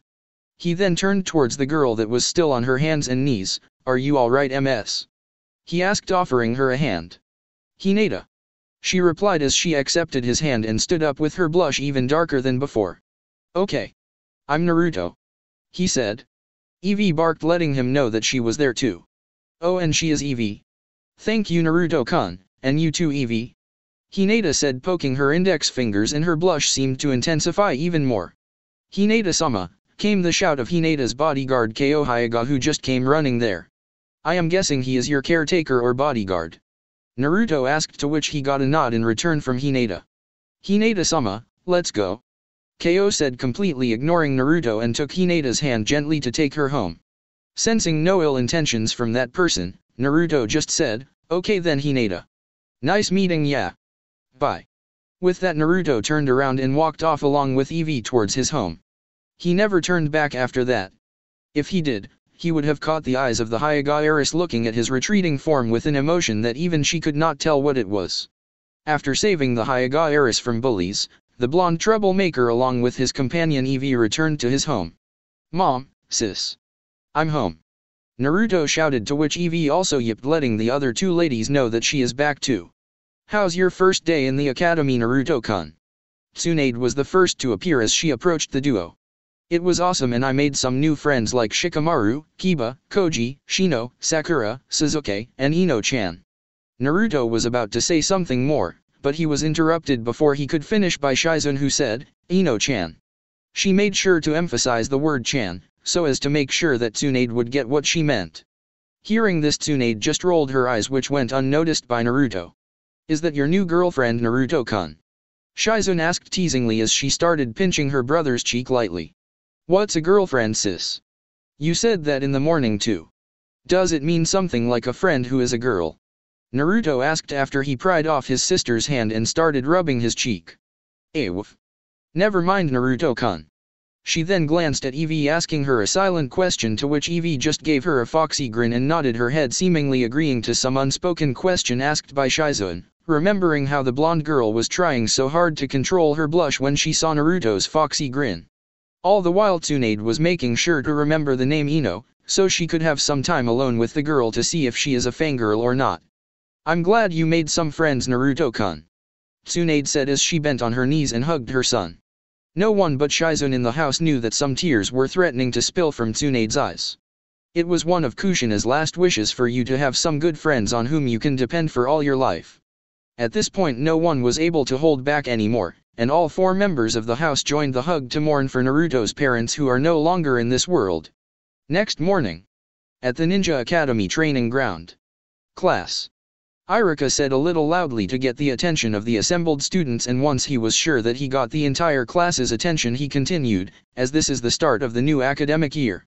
We will now do an assessment of what you all already know and find out what are the skills that you excel at and what are the skills that you need some more improvement in. He stopped when he saw the other academy instructor Mizuki walking in along with the same girl whom Naruto saved the last day.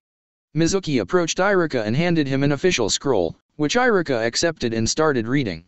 Yo! Hinata!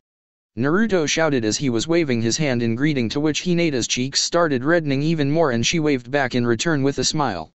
She was wearing the same outfit that she wore last night when Naruto saved her from bullies, whereas Naruto was wearing the white dabbing monkey t-shirt that was gifted to him by Hiruzen again on his birthday last year, and white shorts along with shinobi sandals. Hiruzen kept on gifting him the dabbing monkey t-shirts on his every birthday, which Naruto seemed to like more than all of his other clothes. This made Tsunade to get too suspicious that her sensei was bribing her son slowly to get him to sign the monkey summoning contract. Seeing the Hyuga heiress blushing and waving to Naruto, Ino, who was standing on the right side of the blonde boy, narrowed her eyes slightly. Evie, who was sitting on its hind legs beside Naruto, was the only one who caught that look on Ino's face.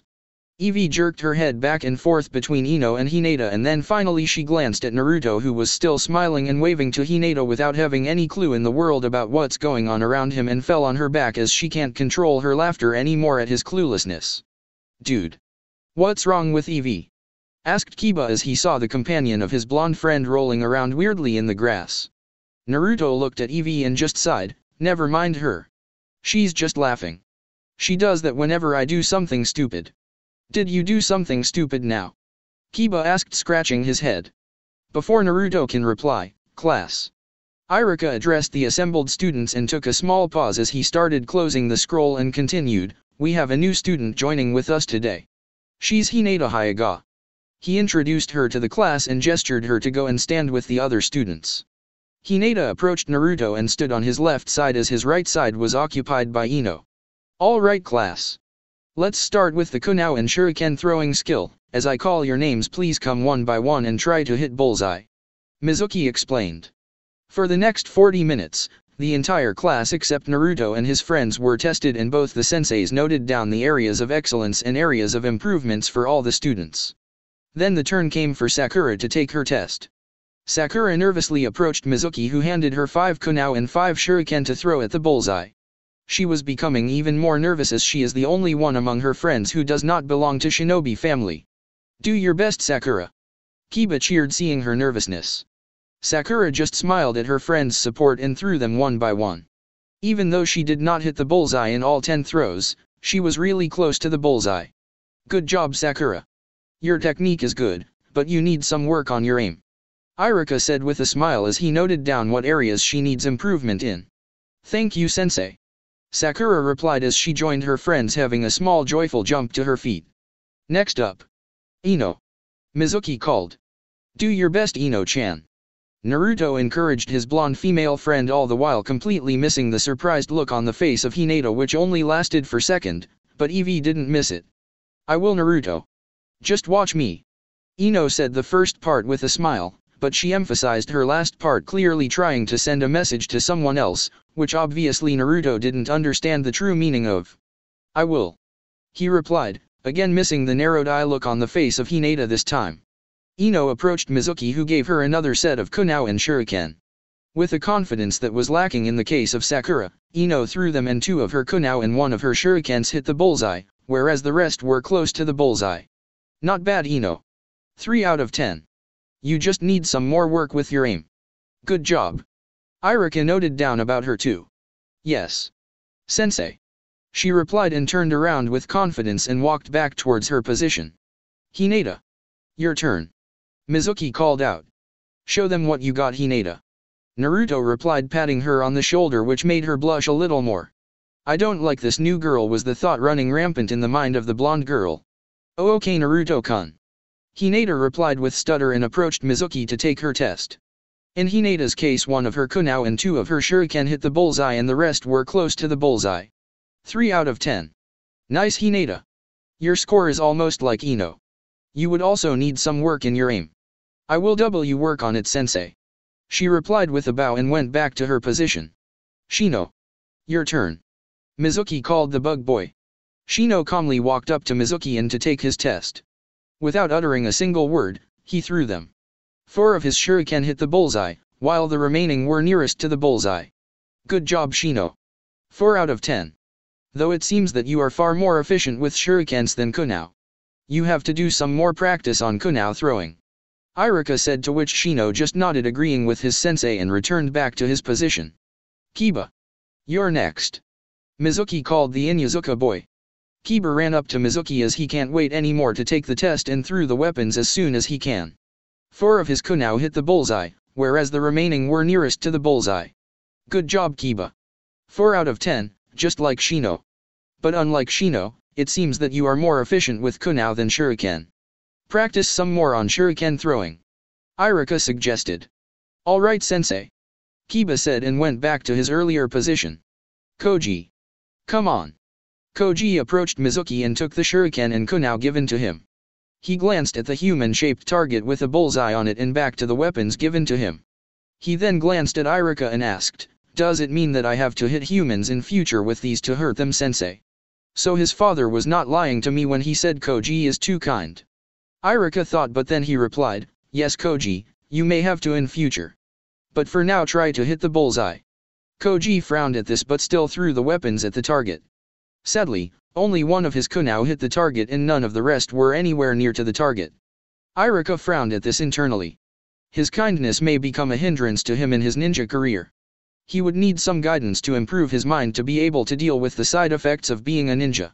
Thought Irika in his mind, but outwardly he just smiled and said, good job Koji. Practice some more and you will get more score.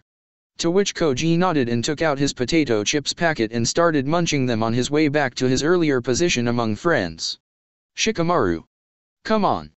You're next. Mizuki called. Shikamaru. Mizuki called again. Shikamaru could be seen laying on the grass instead of standing in attention along with the rest of the class. Sometimes I wish I could just be a cloud too. No need to do any work. No need to have any care in the world. Just go along with the flow, were the thoughts running pleasantly in Shikamaru's mind as he kept on gazing at the passing clouds in the sky. But his peaceful moment was interrupted when Shikamaru. Mizuki shouted at the pineapple-haired kid when he didn't respond twice when he called. Yes sensei. Shikamaru stood up lazily and approached Mizuki to get this test over with so he can go back to his cloud watching again. He just lazily threw the weapons at the target.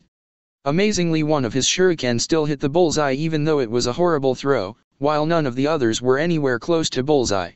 His dad was right about him. The kid has absolutely zero motivation.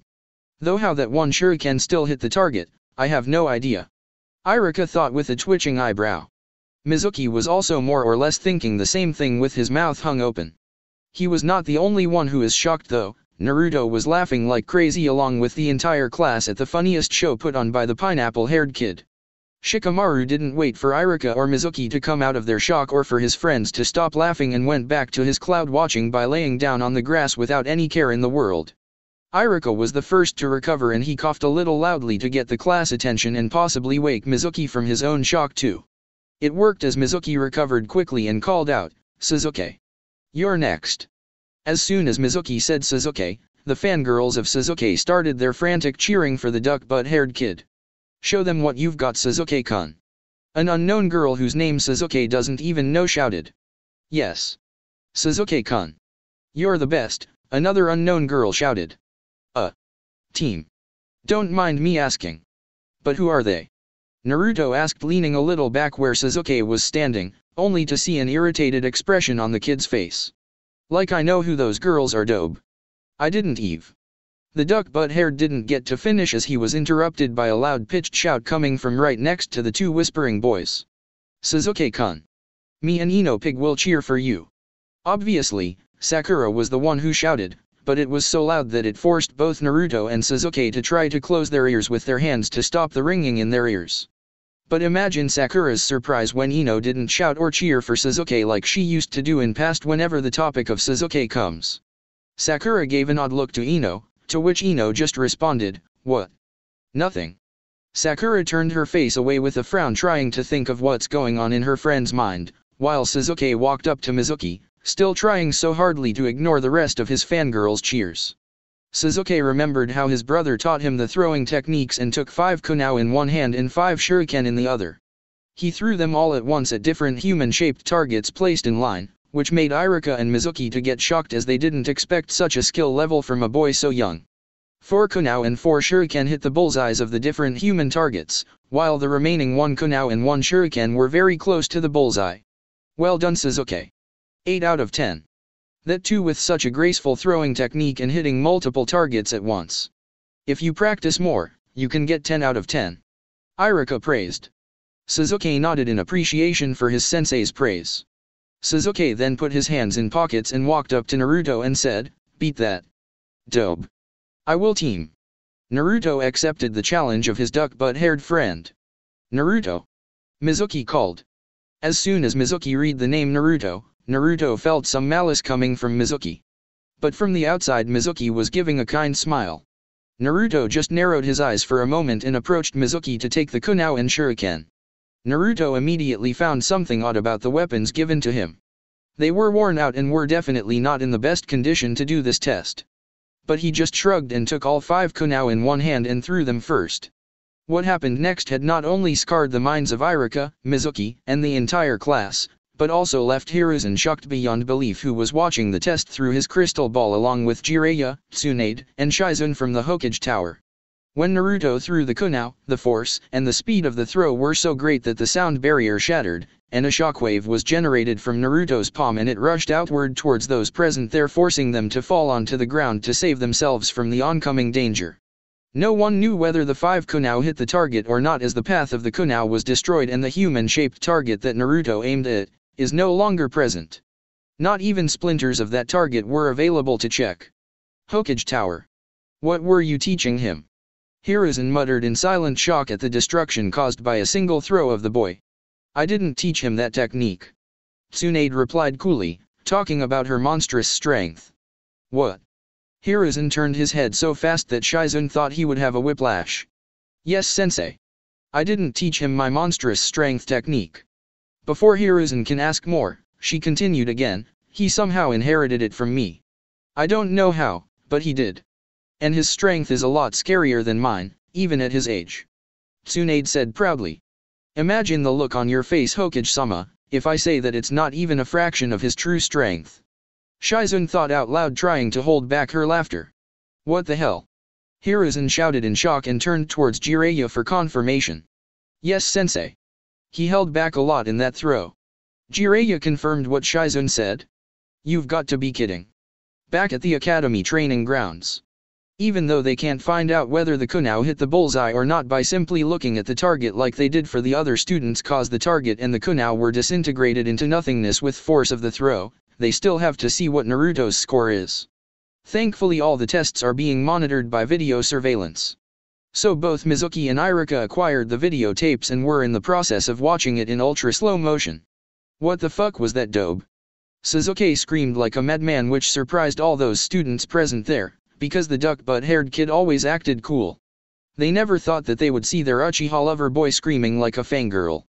There are 2 ways to defeat your enemy's team. Naruto started saying, and when he saw Sasuke nodding at him to continue, he continued, you either hit multiple enemies all at once, or. Sasuke questioned, and this conversation made all the others present there to get interested too. You just hit one single enemy with a devastating blow, that will make the rest of your enemies feel terrified to even think of having a conflict with you and flee for their lives. When Sasuke kept on staring at him blankly, Naruto explained, the yellow flash of the leaf didn't fight against all villages that were our enemies at the same time. He just hit the hidden stone village with a huge devastating blow by taking out 1,000 shinobi of theirs all alone. From that day onwards, his bingo book entry from all shinobi nations suggests their ninjas to flee on sight if they encounter the yellow flash. He gave small pause for Sasuke to understand and continued again, so. You either hit multiple enemies all at once, or. You just hit one single enemy with a devastating blow, that will make the rest of your enemies feel terrified to even think of having a conflict with you and flee for their lives. Hokage Tower. He reminds me of Tobirama sensei with his knowledge about battle tactics. Hiruzen muttered out loud. Well, he's his great-grand-nephew after all. Tsunade chimed in. Back at the academy training grounds. Iruka and Mizuki came back after watching the footage in ultra-slow motion and were ready to reveal whether the kunao hit the target or not.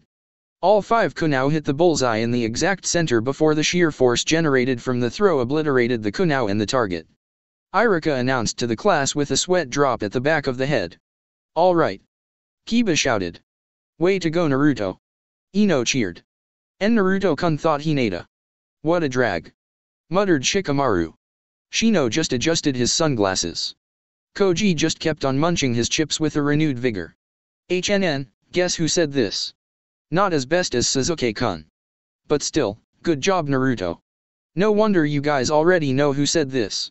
Okay, sensei. Now I'm gonna throw shurikens to complete my test. No/don't. Both the Hokage and Iruka shouted from their respective places, while Mizuki immediately fell face first on the ground when he heard Naruto saying he is gonna throw shurikens now. After the weapons throwing test was finished in the Ninja Academy, Iruka and Mizuki decided to move the location of the next test to another field, as this field had to be repaired for the damage it sustained. The next round would be a one-on-one hand-to-hand combat. No use of any kind of jutsu if you know them. It's purely a taijutsu test. Iruka explained. After getting nods of understanding from the assembled class, Iruka nodded at Mizuki to start calling. Kiba Inuzuka and Koji Akimichi, please take your position in this ring. Mizuki called, pointing to a circle of space drawn on the ground. The first one to either fall down or to be out of the ring loses. Mizuki explained when the two kids made it inside the ring. When the two kids nodded at him, Mizuki announced, begin. Come at me. Fatso. Kiba called out, trying to get the chubby kid riled up. As soon as the word Fatso hit the ears of Shikamaru, he sat up from his resting position so fast that Naruto thought he would hurt his back. Oh no. Don't tell me Kiba just called Koji that. Shikamaru asked in panic. Huh, was Naruto's intelligent reply, and Eevee, who was sitting on its hind legs on the right side of Naruto, just tilted her head in confusion, not understanding why the pineapple-haired kid is in panic. What did you just call me? Came the voice of Koji, whose eyes were shadowed as he lowered his head a little, making it impossible to see his eyes. I said. Come at me. Fatso. Kiba repeated, being sure of his victory. What Kiba didn't expect was for Koji to suddenly appear in front of him and slam his fist so hard in his gut that he would fly out of the ring. Pin-drop silence filled the training grounds as all of those assembled there were not expecting the chubby kid to be that fast. The silence was immediately broken when Kiba fell with his back hitting the ground so hard, and he had a painful expression on his face as he was holding his stomach. Was his dad wrong about him being too kind? Iruka couldn't help but think, with a sweat drop forming at the back of his head. Mizuki just stood there with his mouth hung open after seeing what just happened. Koji quickly realized that he went too far and immediately approached Kiba and offered him a hand. Sorry Kiba, that word kinda ticks me off. When Kiba didn't accept his hand and kept on looking angrily at him, Koji continued again with an awkward smile while scratching neck with his other hand. How about, all of us have dinner at my family restaurant this Saturday?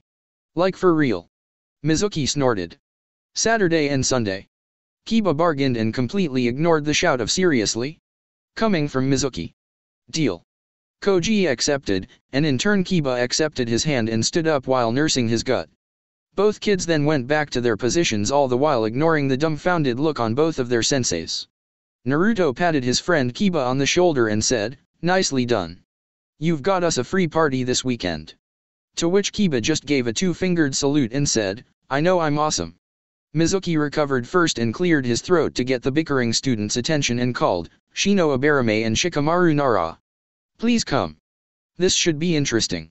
Both of them are supposed to be geniuses when it comes to tactics, was the thought running across Iruka's mind as both kids entered the ring. 3 minutes have passed after Mizuki said begin, but none of them moved a muscle. Shikamaru has a bored expression on his face and Shino's expression is not visible as he was wearing sunglasses and high-collared coat. I give up. Absolute silence. The entire class was baffled along with both senseis as Shino was the one who said that, whereas Shikamaru just raised an eyebrow. What? Mizuki said. Most of my techniques are based on using my bugs even in taijutsu.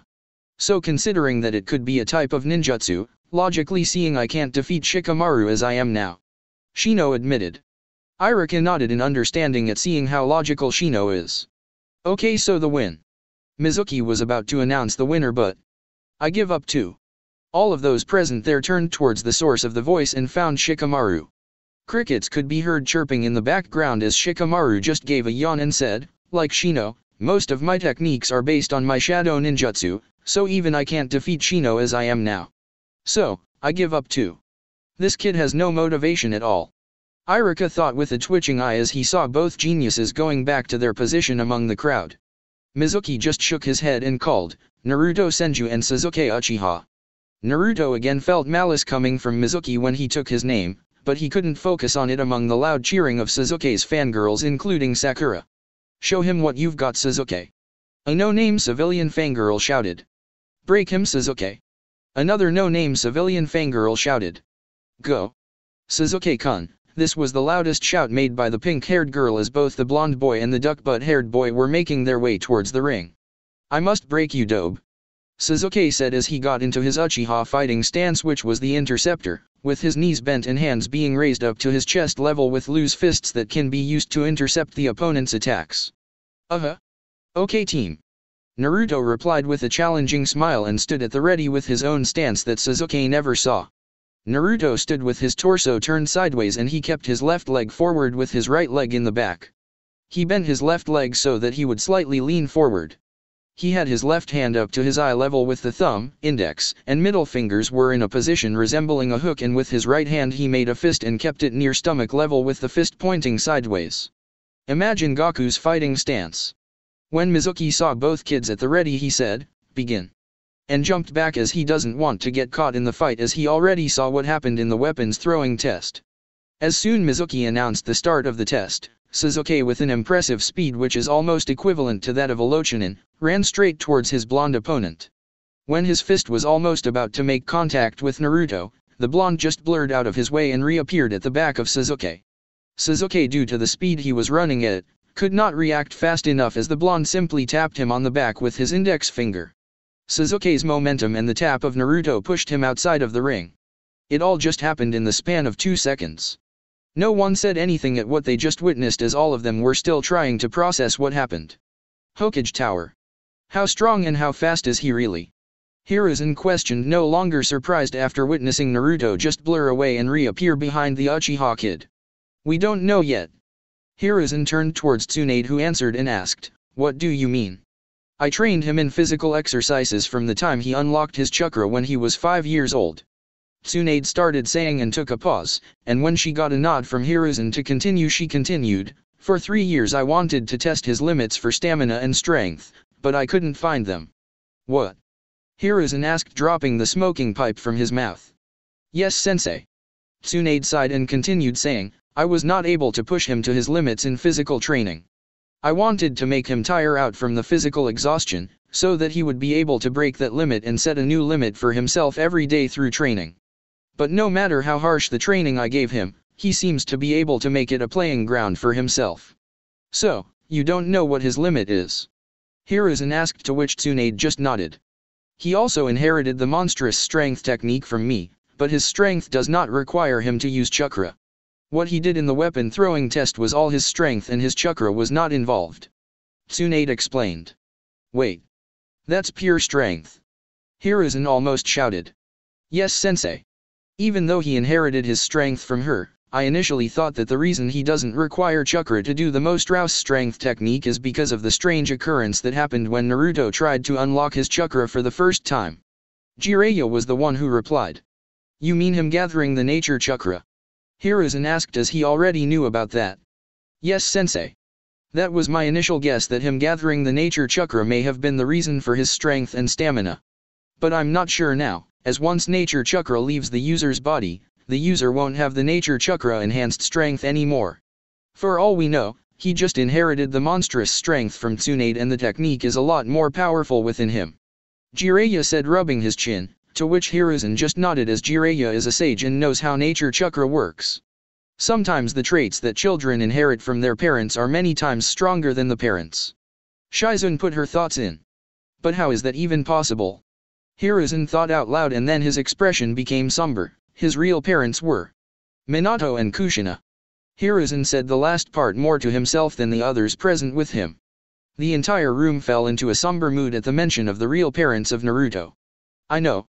But I'm related to Kushina by blood and we all know that the Uzumaki were blood related to Senjutsu. So, if I must guess, the genes were already within him and became dominant as I raised him."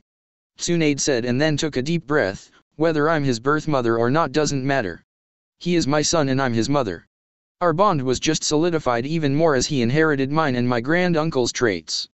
Hiruzen just nodded with a fatherly smile at Tsunade's words, remembering that Naruto has also inherited his sensei Tobirama's sensory abilities. Back at the training grounds. It took them a minute to realize what actually happened, but they recovered from their stupor and Mizuki announced, "Winner. Naruto Senju." Naruto offered a hand to the fallen Sasuke, but the duck-butt-haired kid just shoved his hand away. "Shut it, Dobe. I can stand on my own." And stood up. "Is that how butt-hurt pride sounds like?" Came the shout of Kiba, to which Sasuke just snorted. "Consider it your lucky day, Dobe. I'll beat you next time," Sasuke said and put his hands in pockets and went back to his position. "Sure, team." Naruto replied and followed the emo kid to his own position. After the boys returned to their place, Mizuki was the first to speak. "Sakura and Tanu, please step forward." He called the pink-haired girl and a civilian girl who was also a Sasuke fangirl to have their duel. Begin. Mizuki announced when the girls entered the ring. I am gonna show who is the strongest to Sasuke-kun by defeating you, Pinky. The civilian girl Tunu announced as she got into a basic stance. No way. Sasuke-kun is mine. Sakura exclaimed and ran straight at Tunu like a blind bull, surprising Tunu, and head-butted her in the gut, but she lost her own balance too and both the fangirls went out of the circle and touched the ground in a painful way at the same time. Double knockout. Irika sighed. Team. Naruto whispered to his duck-butt-haired friend as he saw Sasuke's eye twitching in irritation at the worst display put up by his so-called fangirls and asked, is one of those girls gonna be your possible future wife? No way, the duck-butt-haired kid shouted, dumping all his Uchiha dignity and pride in the mud at the guess made by the blonde kid. Well. Sucks to be you then. Cause they don't seem to be backing down. The blonde said referring to the fangirls of Sasuke, not at all surprised by the outburst of the Uchiha kid. Hokage Tower. Girls like those two are the ones that bring a bad name to Kunoichi all over the world. Tsunade muttered out loud with a tick mark on her forehead at seeing the worst display put on by the so-called Uchiha kids fangirls. How are they even in the Ninja Academy? During my time, the Ninja Academy was so strict that it almost didn't even let Might Guy to enter the academy, who now is a world-known jounin. Then how are those girls qualified to enter the academy? Shizun thought out loud with genuine surprise written all over her face. Hiruzen just sighed at the worst fight and replied, after Minato's death when I reclaimed the position, so many things happened that needed my attention, like the Hyuga incident. So, I had to hand over the other responsibilities like the Ninja Academy to the Civilian Council, while me and the Shinobi Council were busy dealing with the more threatening matters. He took a small pause to relax back in his chair and continued with regret, I guess I shouldn't have let the Civilian Council to handle the Ninja Academy.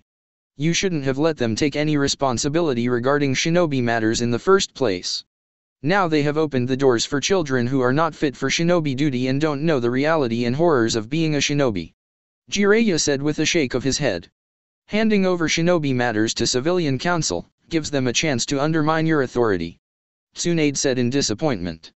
There are many things that I should have done in the past which I regret now. Hiruzen muttered out loud remembering that he should have been the one to sacrifice for the village instead of Minato and Kushina. He then took a deep breath and thought to himself, and there are many other things that I should do now, before it's too late, reminding himself to sort out the Uchiha issue with the help of Itaki Uchiha and Shisui Uchiha. But girls like these should understand what it means to be a kunoichi first. Tsunade thought out loud, making a ray of hope to be ignited in Hiruzen. I can give you a chance to do that.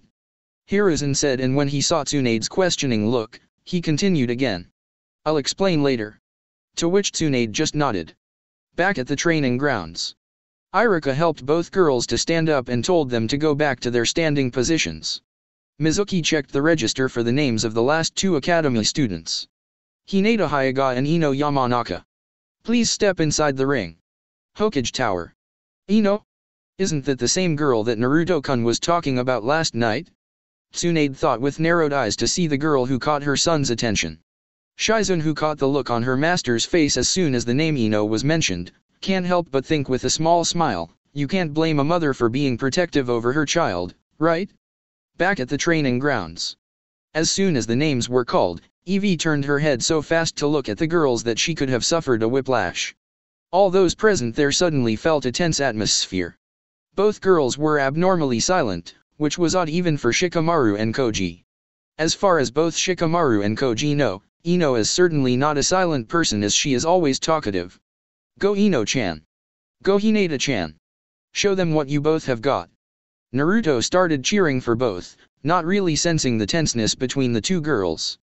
Evie just glanced at Naruto and then at the girls, and just shook her head at the obvious dumbness of the blonde boy. Both girls stepped into the ring without even making eye contact with each other and stood facing each other. As soon as they made eye contact, the tension in the air became even thicker. Hinata went into her gentle fist stance, while Ino got ready in a basic academy stance. Something is definitely wrong between these two girls. Irika couldn't stop himself from thinking. Begin. Mizuki announced and jumped back 2 feet to give them enough room. Neither Hinata nor Ino made any move for the next few seconds and kept on trying to intimidate each other. Hokage Tower. Oh no. thought Shizun as she understood the look the girls were having on their faces, as she is not dumb like her brother.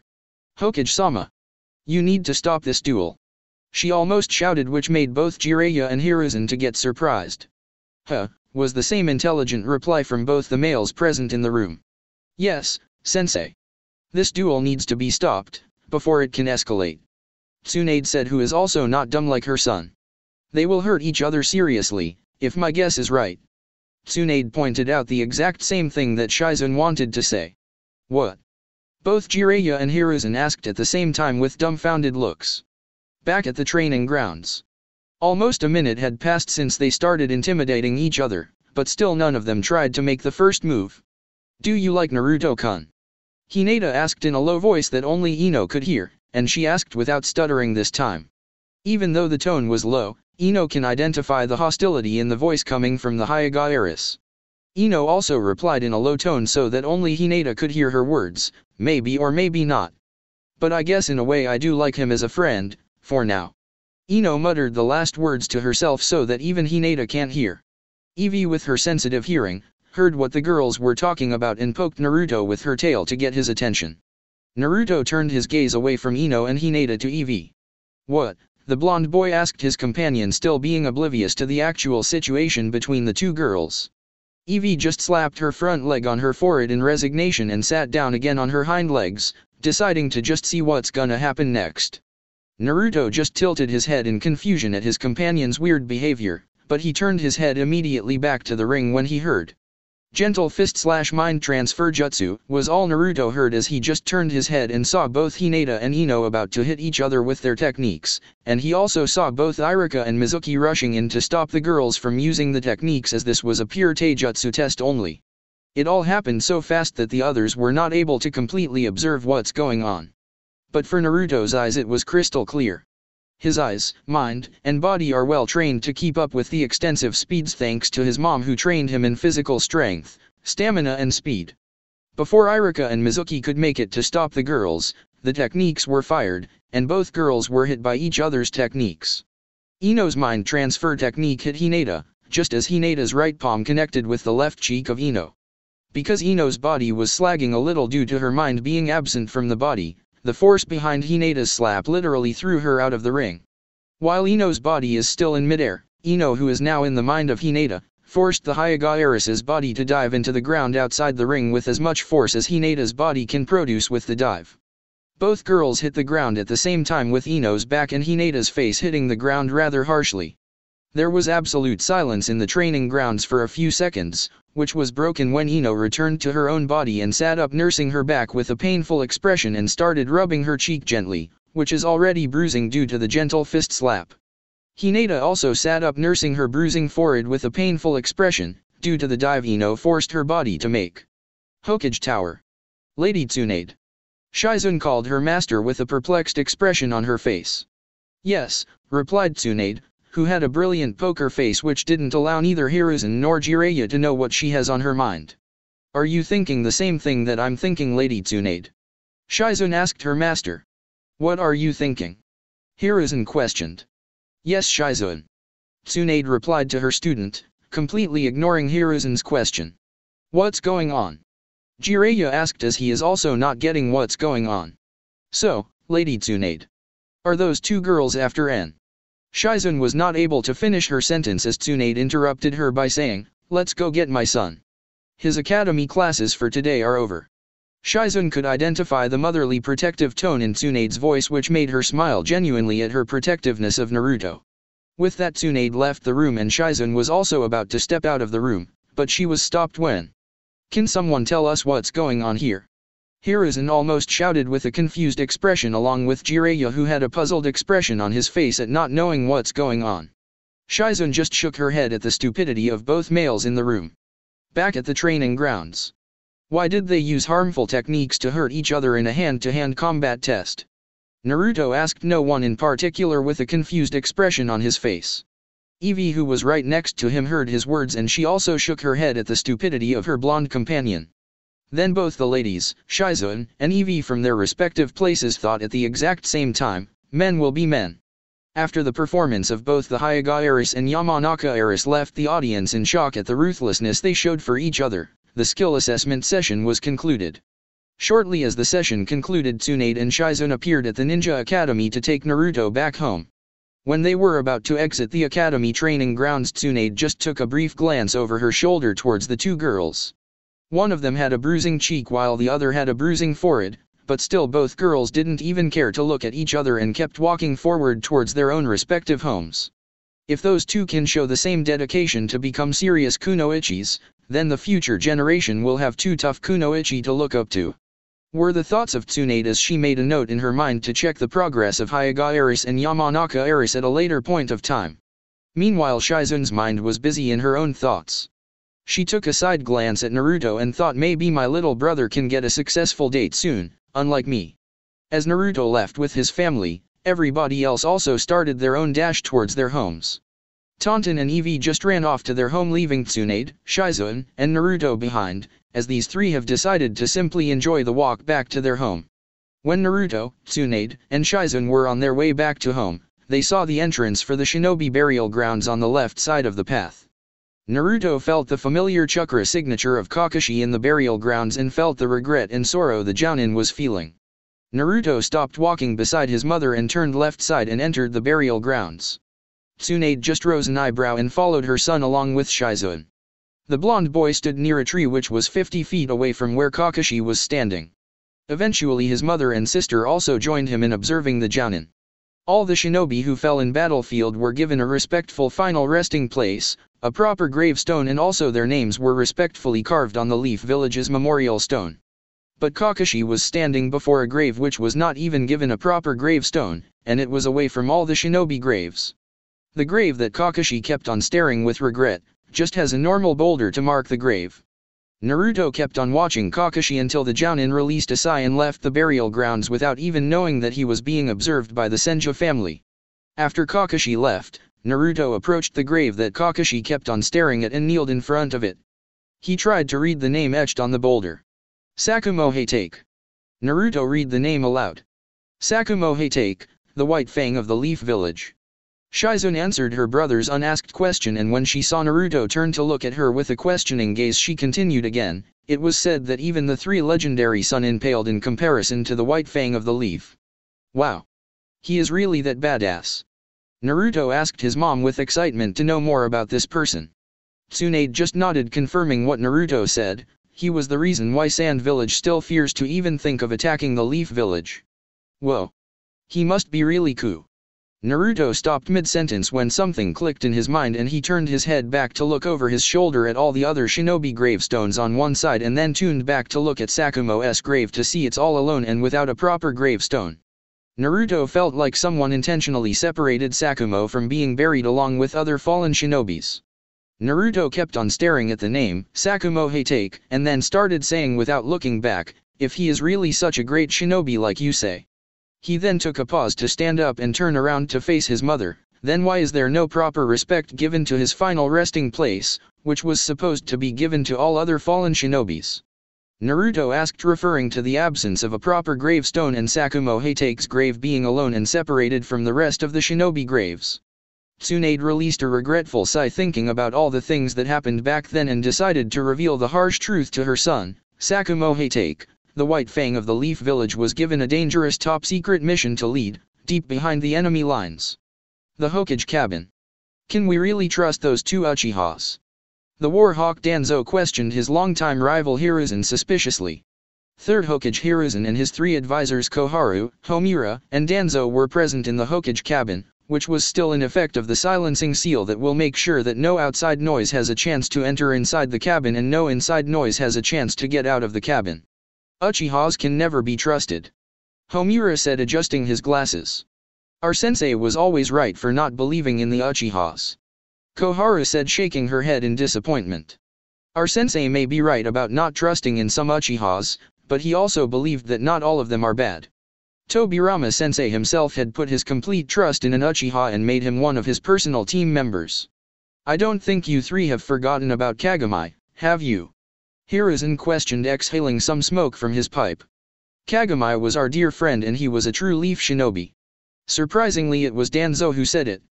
Koharu and Homura also nodded at the statement given by Danzo. All four of them still remember the fond memories of their old teammate, who was the only Uchiha ever to be acknowledged by the second Hokage, Tobirama Senju himself. Hiruzen then released a sigh and said, "That's why I intend to take this leap of faith and trust in these two Uchihas to sort out this Uchiha problem before it gets out of hand." He took a pause to put down his smoking pipe on the table and continued again, "I believe that I sense the same thing in those two Uchihas that Tobirama-sensei also sensed in our friend Kagami." "And that is?" Homura questioned. Hiruzen turned around in his chair to watch the Hokage monument through the window in the room, and a genuine smile found its way on his lips. "The will of fire," Hiruzen said, answering Homura's question.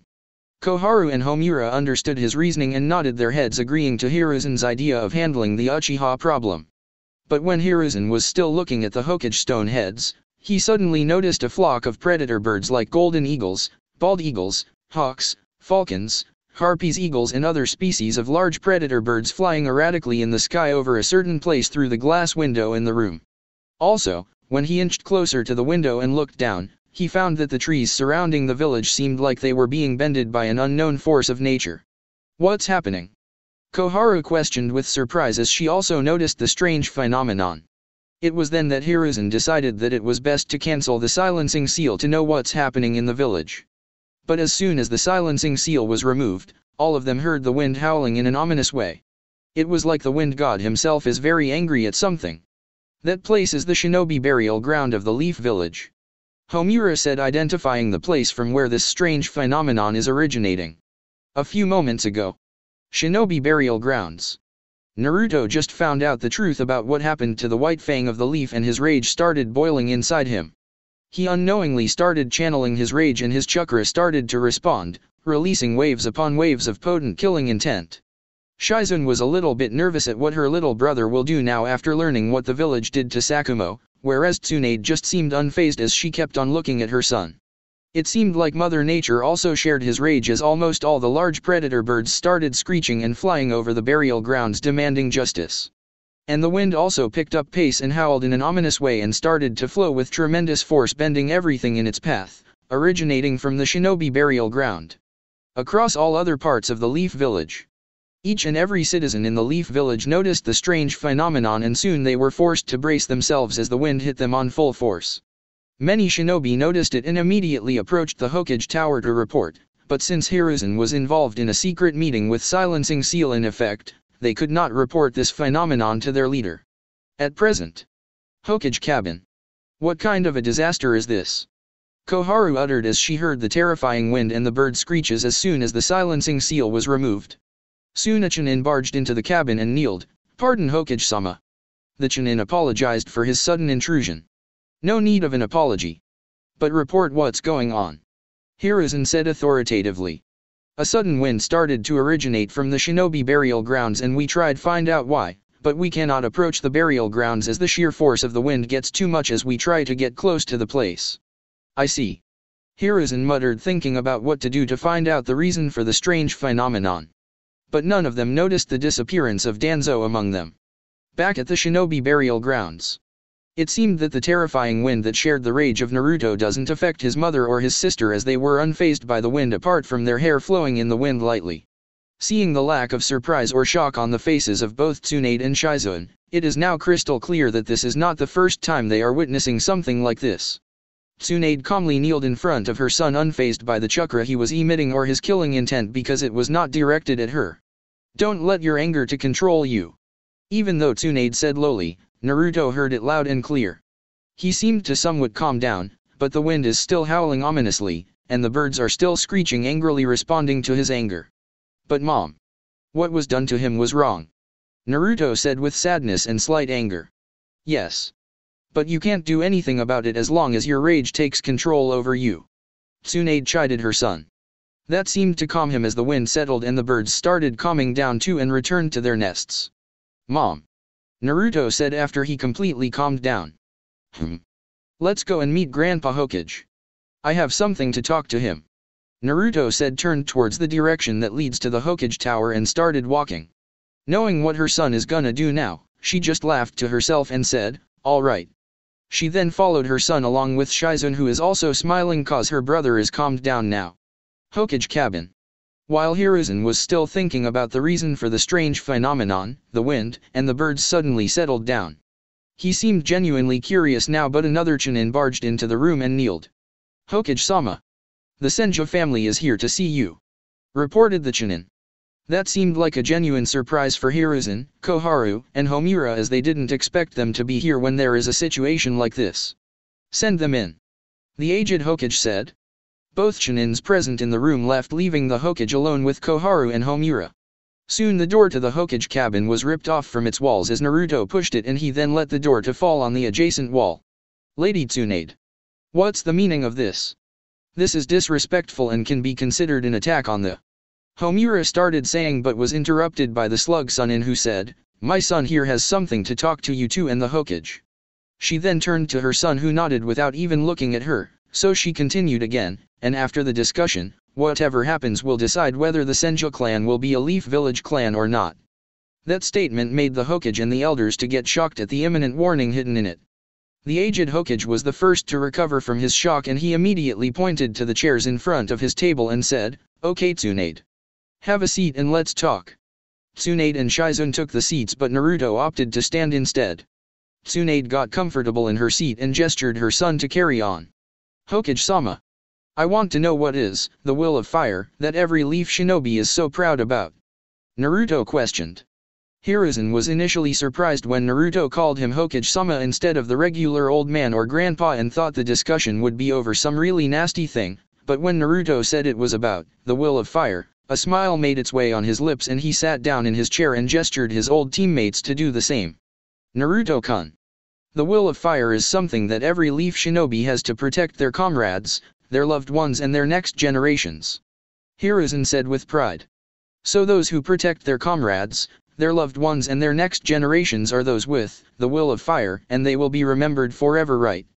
Naruto asked with absolute calmness.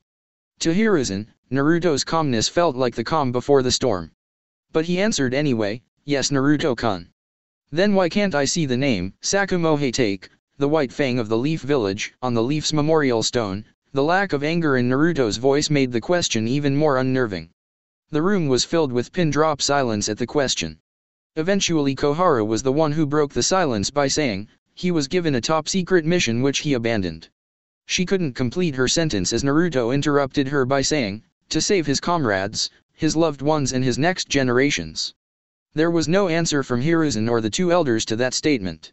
He chose to save his comrades, his loved ones and his next generations by abandoning the mission.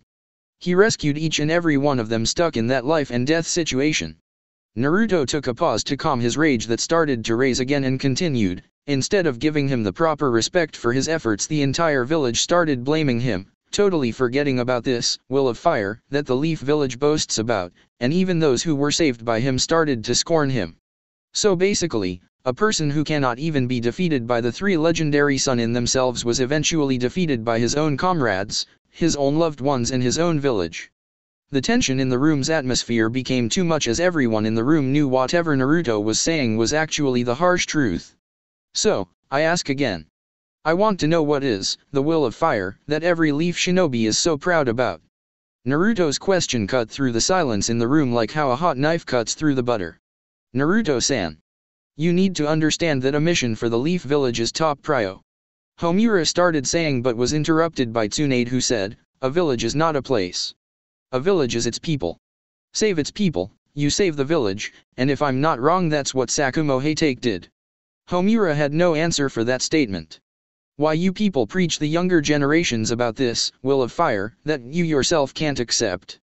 Why boast about the will of fire and then extinguish that fire by pouring salt water on it? With each and every word that Naruto kept on saying, his rage slowly started to build inside him, which triggered the sky predators once again as they are now flying on top of the Hokage tower with loud and angry screeches demanding answers, causing the shinobi to be on high alert. After a few very silent and tense moments later, Hiruzen just released a resigned sigh and said, I know what you're trying to say Naruto-kun, but I don't have the power to determine everything. You're the Hokage. And if the Leaf Village's Hokage cannot properly respect a fallen hero, then I don't want to be a part of this village. You can't do that. Koharu shouted, standing up, throwing all her dignity out the window. Mom. Yes, Naruto-kun. If Sakumo Hatake was not given the proper respect he deserves within the next 7 days, can I quit the Ninja Academy, and can we go back to Wave? That's not possible. Koharu shouted again. Yes, you can quit any time and we can return to Wave, Naruto-kun. Tsunade replied, completely ignoring the outburst of Koharu. Naruto-kun, wait. A Hokage does not have the odd ho. Hokage started to say but was interrupted by Tsunade, who said, then who does? The Fire Daimyo. I was about to say that the civilian council must agree to it first. Hiruzen thought but didn't say out loud. As if she knew what was on her master's mind, Shizune took out a small and empty scroll from her sleeves and handed it to Tsunade, who started to write something in the scroll. What are you doing, Lady Tsunade? Homura asked, adjusting his glasses. But Tsunade ignored him and continued to write. After a few moments, Tsunade finally finished writing and took out the Senju clan seal and stamped the scroll with it. When Tsunade still didn't answer, Lady Tsunade. Homura asked again. A message to the Fire Daimyo. She finally replied, which left the 3 others in the room apart from the Senju family to be shocked. Depending on his reply, the Senju clan will decide whether to be a part of the Leaf Village or to leave it. She then turned to her son and said, Naruto-kun. This scroll needs to be delivered to the Fire Daimyo by this evening. That's all Naruto needed to hear as he replied, I'm on it, Mom. He approached the window and opened it. He then started whistling lightly and soon a peregrine falcon came through the window and landed gently on his extended forearm. Isn't that the fastest bird on the planet? Koharu asked, dumbfounded. It is. Hiruzen and Homura both replied at the same time, wide-eyed. Buddy, can you deliver this to the Fire Daimyo in the Fire Nation's capital city? Naruto asked the bird. The falcon gently opened its wings and made some light screeching noises. Thank you. Naruto said and attached the scroll to the bird's legs and let it go. The bird took flight and gone through the window in the direction of capital city of the Fire Nation. He can talk to birds? Was the thought running through the heads of both Koharu and Homura. Tsunade stood up once the falcon is gone and said, the message will reach the Fire Daimyo by this evening, the Senju clan will wait for his reply. With that, the 3 Senju family members left the Hokage cabin, leaving behind the 3 shell-shocked and aged people. As soon as the Senju family left the Hokage tower, the birds still screeching and flying over the Hokage tower had also calmed down and returned. The Uchiha clan mess was not even sorted yet, and now we have to worry about this Senju clan issue too. Koharu almost shouted. No matter what the era, Senju and Uchiha will always bring issues. Homura stated, rubbing his temples. Despite the situation, Hiruzen can't help but laugh at how his old teammates just pointed out the funniest truth about the Senju and Uchiha causing issues always. Koharu and Homura looked at Hiruzen like he grew a second head when he started to laugh slightly. 3 days later. The Leaf Village. Word had already spread throughout the village about how the Senju clan stood up for the respect that was denied for Sakumo Hatake, and all those shinobi who valued what Sakumo did have started to nod their heads in respect to the Senju family whenever they crossed paths with any member of the Senju family. Danzo was getting nervous day by day as he heard that a message from the Senju clan head had been sent out for the Fire Daimyo, but he buried that deep inside his poker face very well. A day after the fastest bird on the planet took flight towards the capital city, Hiruzen received a word from the capital city that one of the 12 guardian ninjas will be coming after 2 days to make security arrangements for the Fire Daimyo's stay in the village, as he is all set to visit the Leaf Village to overview the issue of Sakumo Hatake and the Senju clan. Today is the day when one of the 12 guardian ninjas was supposed to arrive. Hokage cabin. You sure have become a man behind the desk, old man. Hearing the familiar voice, Hiruzen lifted his head to see his son Asuma standing before him. He let a genuine smile to grace his face and asked, so you are the guardian ninja that is supposed to make arrangements for the stay of Daimyo here? Yes, I am. Asuma said and fished out a cigarette from his pocket and started smoking. I didn't expect that the Daimyo himself would visit to solve the issue though. Hiruzen muttered out loud as he picked up a note and started writing something on it. Well, that's because he is furious. That made Hiruzen to pause in his writing as he looked at his son and asked, furious? Why? Asuma took a long drag from his cigarette and exhaled some smoke and then answered, it's not my place to say. You'll know when he arrives. That made Hiruzen to raise an eyebrow, but nevertheless he finished writing in the note and handed it his son and said, it has the hotel details where the daimyo will stay. You can proceed with the security arrangements as you were instructed by the 12 guardian ninjas. Asuma took the note and turned around to walk away, but before exiting he looked over his shoulder and said, "Later, old man." And then he left, which caused the Hokage to smile and then go back to his paperwork. 2 days after the arrival of one of the 12 guardian ninjas. The Leaf Village Gates. The aged third Hokage was waiting at the village gates to receive the fire daimyo cause today is the day of his arrival. Soon he spotted a royal horse-drawn carriage being pulled by 2 pure white horses. The carriage was surrounded by nearly 50 samurai and the remaining 11 of the 12 guardian ninjas were following the carriage with extreme caution from the treetops. The carriage then stopped beside Hiruzen and the fire daimyo stepped out of the vehicle. The fire daimyo has small, circular eyes and dark pupils. He was also wearing the standard daimyo headpiece with the symbol of fire etched onto it. He was also holding a costly hand fan which he uses to fan himself. "It's been a long time, daimyo-sama," Hiruzen said, extending a hand. "Indeed, it is Hokage-sama." Daimyo replied and took the offered hand and shook the Hokage's hand. "Shall we proceed to your stay?" Hiruzen offered. "Yes." The daimyo replied and then they started their walk towards the hotel along with the samurai and the guardian ninjas who are now following the daimyo from the rooftops, and the group fell into a comfortable silence. The daimyo was the first to break the silence and said, "Oh, and Hokage-sama.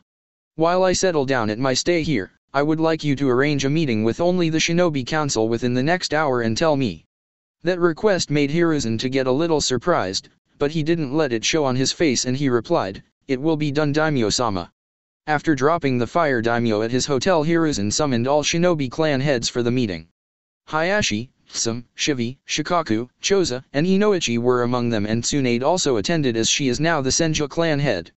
Everyone noted the absence of the village elders and almost all of them knew why they were summoned because word travels fast and it's been already 5 days since the Senju clan called justice for Sakumo Heitake. Murmurs started among the clan heads like, why only now, why not earlier? What does the daimyo has to say now? Will Sakumo finally get the respect he deserves? I know you all need answers, but let's wait patiently for the daimyo to arrive. Hiruzen said out loud, causing the murmurs to stop. As if on K, the daimyo arrived inside the council chamber with all 12 of his guardian ninjas. He took the seat reserved for him beside the Hokage and his guardian ninjas took all sides of the room to ensure the safety of the daimyo. "Daimyo-sama. Now that you're here, let us discuss whether you intend to agree or not to the condition set by the Senju clan head demanding the proper respect for Sakumo Heitake, the White Fang of the Leaf, with their clan's allegiance to the Leaf Village being at stake." Hiruzen asked respectfully, referring to Tsunade's message to the daimyo. "I'm not here to say whether I agree to Senju clan's condition or not." Daimyo started saying while fanning himself, which made Tsunade to get furious, but before she can lash out, he continued again, "I'm here to discuss why I was not informed all those years back that Sakumo Heitake was wronged. Why was this hidden from me?" That one statement left the entire council chamber apart from the daimyo and his 12 guardian ninjas to be shocked to their core. "What are you saying, daimyo-sama? I wrote a personal letter to you when Sakumo was denied the proper respect after his death.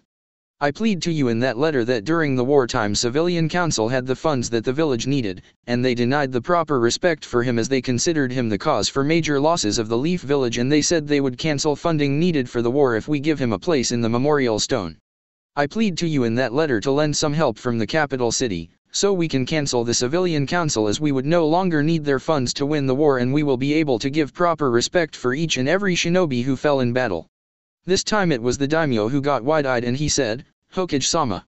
In the letter I received from you, you said that you have all the funds needed to win the war and don't need any additional funding from the capital." The room was filled with murmurs again and Tsunade started suspecting that someone must have been intercepting the messages between Hokage and the daimyo. Hiruzen couldn't believe it. If the daimyo was to be believed, then someone intercepted the messages between him and the daimyo didn't even know about Sakumo until now. "With all due respect, can I see the message that was delivered to you, daimyo-sama?" Tsunade asked, to which the daimyo nodded and Asuma approached Tsunade and handed her a very worn and old-looking scroll that has the Hokage seal on it. Tsunade unfurled the scroll and started reading through the contents of the scroll. After a few moments she closed it and said, "It seems that daimyo-sama is indeed saying the truth. This scroll says that the Leaf Village has enough funds to carry out war for 5 more years and does not need any additional funding. There is no mention of Sakumo Heitake anywhere in this scroll. And also, this is not Hokage-sama's handwriting. No offense for suspecting that you could be lying, Daimyo-sama. She then handed the scroll to her sensei. None taken. Daimyo replied, fanning himself. When Hiruzen started inspecting the scroll, he found out that even though the handwriting is not his, the Hokage seal was genuine, which means someone within the higher ranks of the village had intercepted the message sent by him to the daimyo. He had a suspicion who might have done it. Sorry for this mistake, Daimyo-sama. I think our messages were being intercepted. Aged Hokage said with a regretful sigh, thinking that for all these years Sakumo could have gotten the respect he deserved. It doesn't matter anyway. Now, will the White Fang of the Leaf, Sakumo Hatake, be given the proper respect he deserves and be treated as a hero he is, or should the Senju family start packing their bags and leave the Leaf Village forever? Tsunade asked. He will absolutely be given the respect he deserves, and if the Leaf Village denies him that respect this time too, then Fire Nation will withdraw all of its funding to the Leaf Village, and I will then erect a monument myself in respect for Sakumo Hatake in the capital city to honor his great deeds. Daimyo made his point clear by giving an underlined threat. I don't think it will come to that, Daimyo-sama. We can finally show the respect to our own fallen comrade, without the fear of lack of funding from Leaf's civilian council. Shikaku Nara asked, trying to find out if the daimyo will help or not if the civilian council decides to pull back their funding to the village. Daimyo caught on to what Shikaku is trying to ask and laughed. Nara clan members are geniuses indeed. No need of worrying about the funding, as long as the Leaf Village walks on the path set by the first Hokage, Hashirama Senju. Funding will be given from the Fire Nation capital whenever it is needed. Then it is settled. We will give the proper respect for Sakumo Hatake's final resting place and etch his name on Leaf Village's memorial stone and erect a monument in his honor in the training ground 44 to show our acknowledgement for all the great deeds he did for the village. Hiruzen said, feeling genuinely happy, and the entire council chamber was filled with joy at the long-awaited acknowledgement being given to their fallen comrade. A spiky silver-haired Umbu hidden in one of the corners of the room, who was stationed there for the security of the Hokage, let some happy tears to fall from his eyes, and he was thankful to his Umbu mask, cause his image would be damaged if someone saw him crying. Father! Your will of fire is finally being acknowledged. Thank you, Tsunade-sama, thank you, Shizune-san, and thank you, Naruto-kun. He said lowly, which Tsunade heard even among all the cheers in the room, and she nodded in his direction, letting him know that she heard him, which made him smile genuinely behind his mask after so many years. That night. Unknown underground base. Danzo was sitting in his darkly lit throne room in the underground root base, thinking about all the heroic respect that Sakumo Hatake will receive from now on. If he gets this much heroic and historic respect by the daimyo himself, then each and every Leaf shinobi will start walking in his footsteps and thrive to protect their comrades instead of trying to complete the missions, which will be the downfall of the Leaf Village. All that careful message interceptions all those years back have all gone to waste. Now, how to manipulate things to be in the Leaf Village's favor, were the thoughts running rampant in the mind of the Warhawk Danzo. Soon another person came inside the room, which made Danzo to get shocked, but he hid it very well and asked, "How did you know about this place? I know each and every root base you have. In fact, I can kill you where you stand right now for what you did." The other person said, "I don't know what you're talking about," Danzo said, trying to act innocent. "Even though I knew you are essentially an evil person, I've let you run free with your Root Umbu division only because I thought you were a necessary evil needed for the safety of the village." Then the person came into light, revealing that it was Hiruzen Sarutobi, the third Hokage. He then continued again, "But if you ever go behind my back again, then I will fertilize the Leaf Village with your body parts, and then I will merge all your root agents into the regular shinobi forces once your seal on them gets destroyed as soon as you die." He made his point clear. Danzo can tell that it was not an empty threat. He knew that Hiruzen can actually kill him where he stood right here and right now. A few tense moments later, Danzo finally replied, "Fine." Without even saying a word, Hiruzen disappeared back into the shadows, leaving Danzo to rethink his strategy about how he can get away without coming under the radar of Hiruzen for what he planned for the Uchiha clan.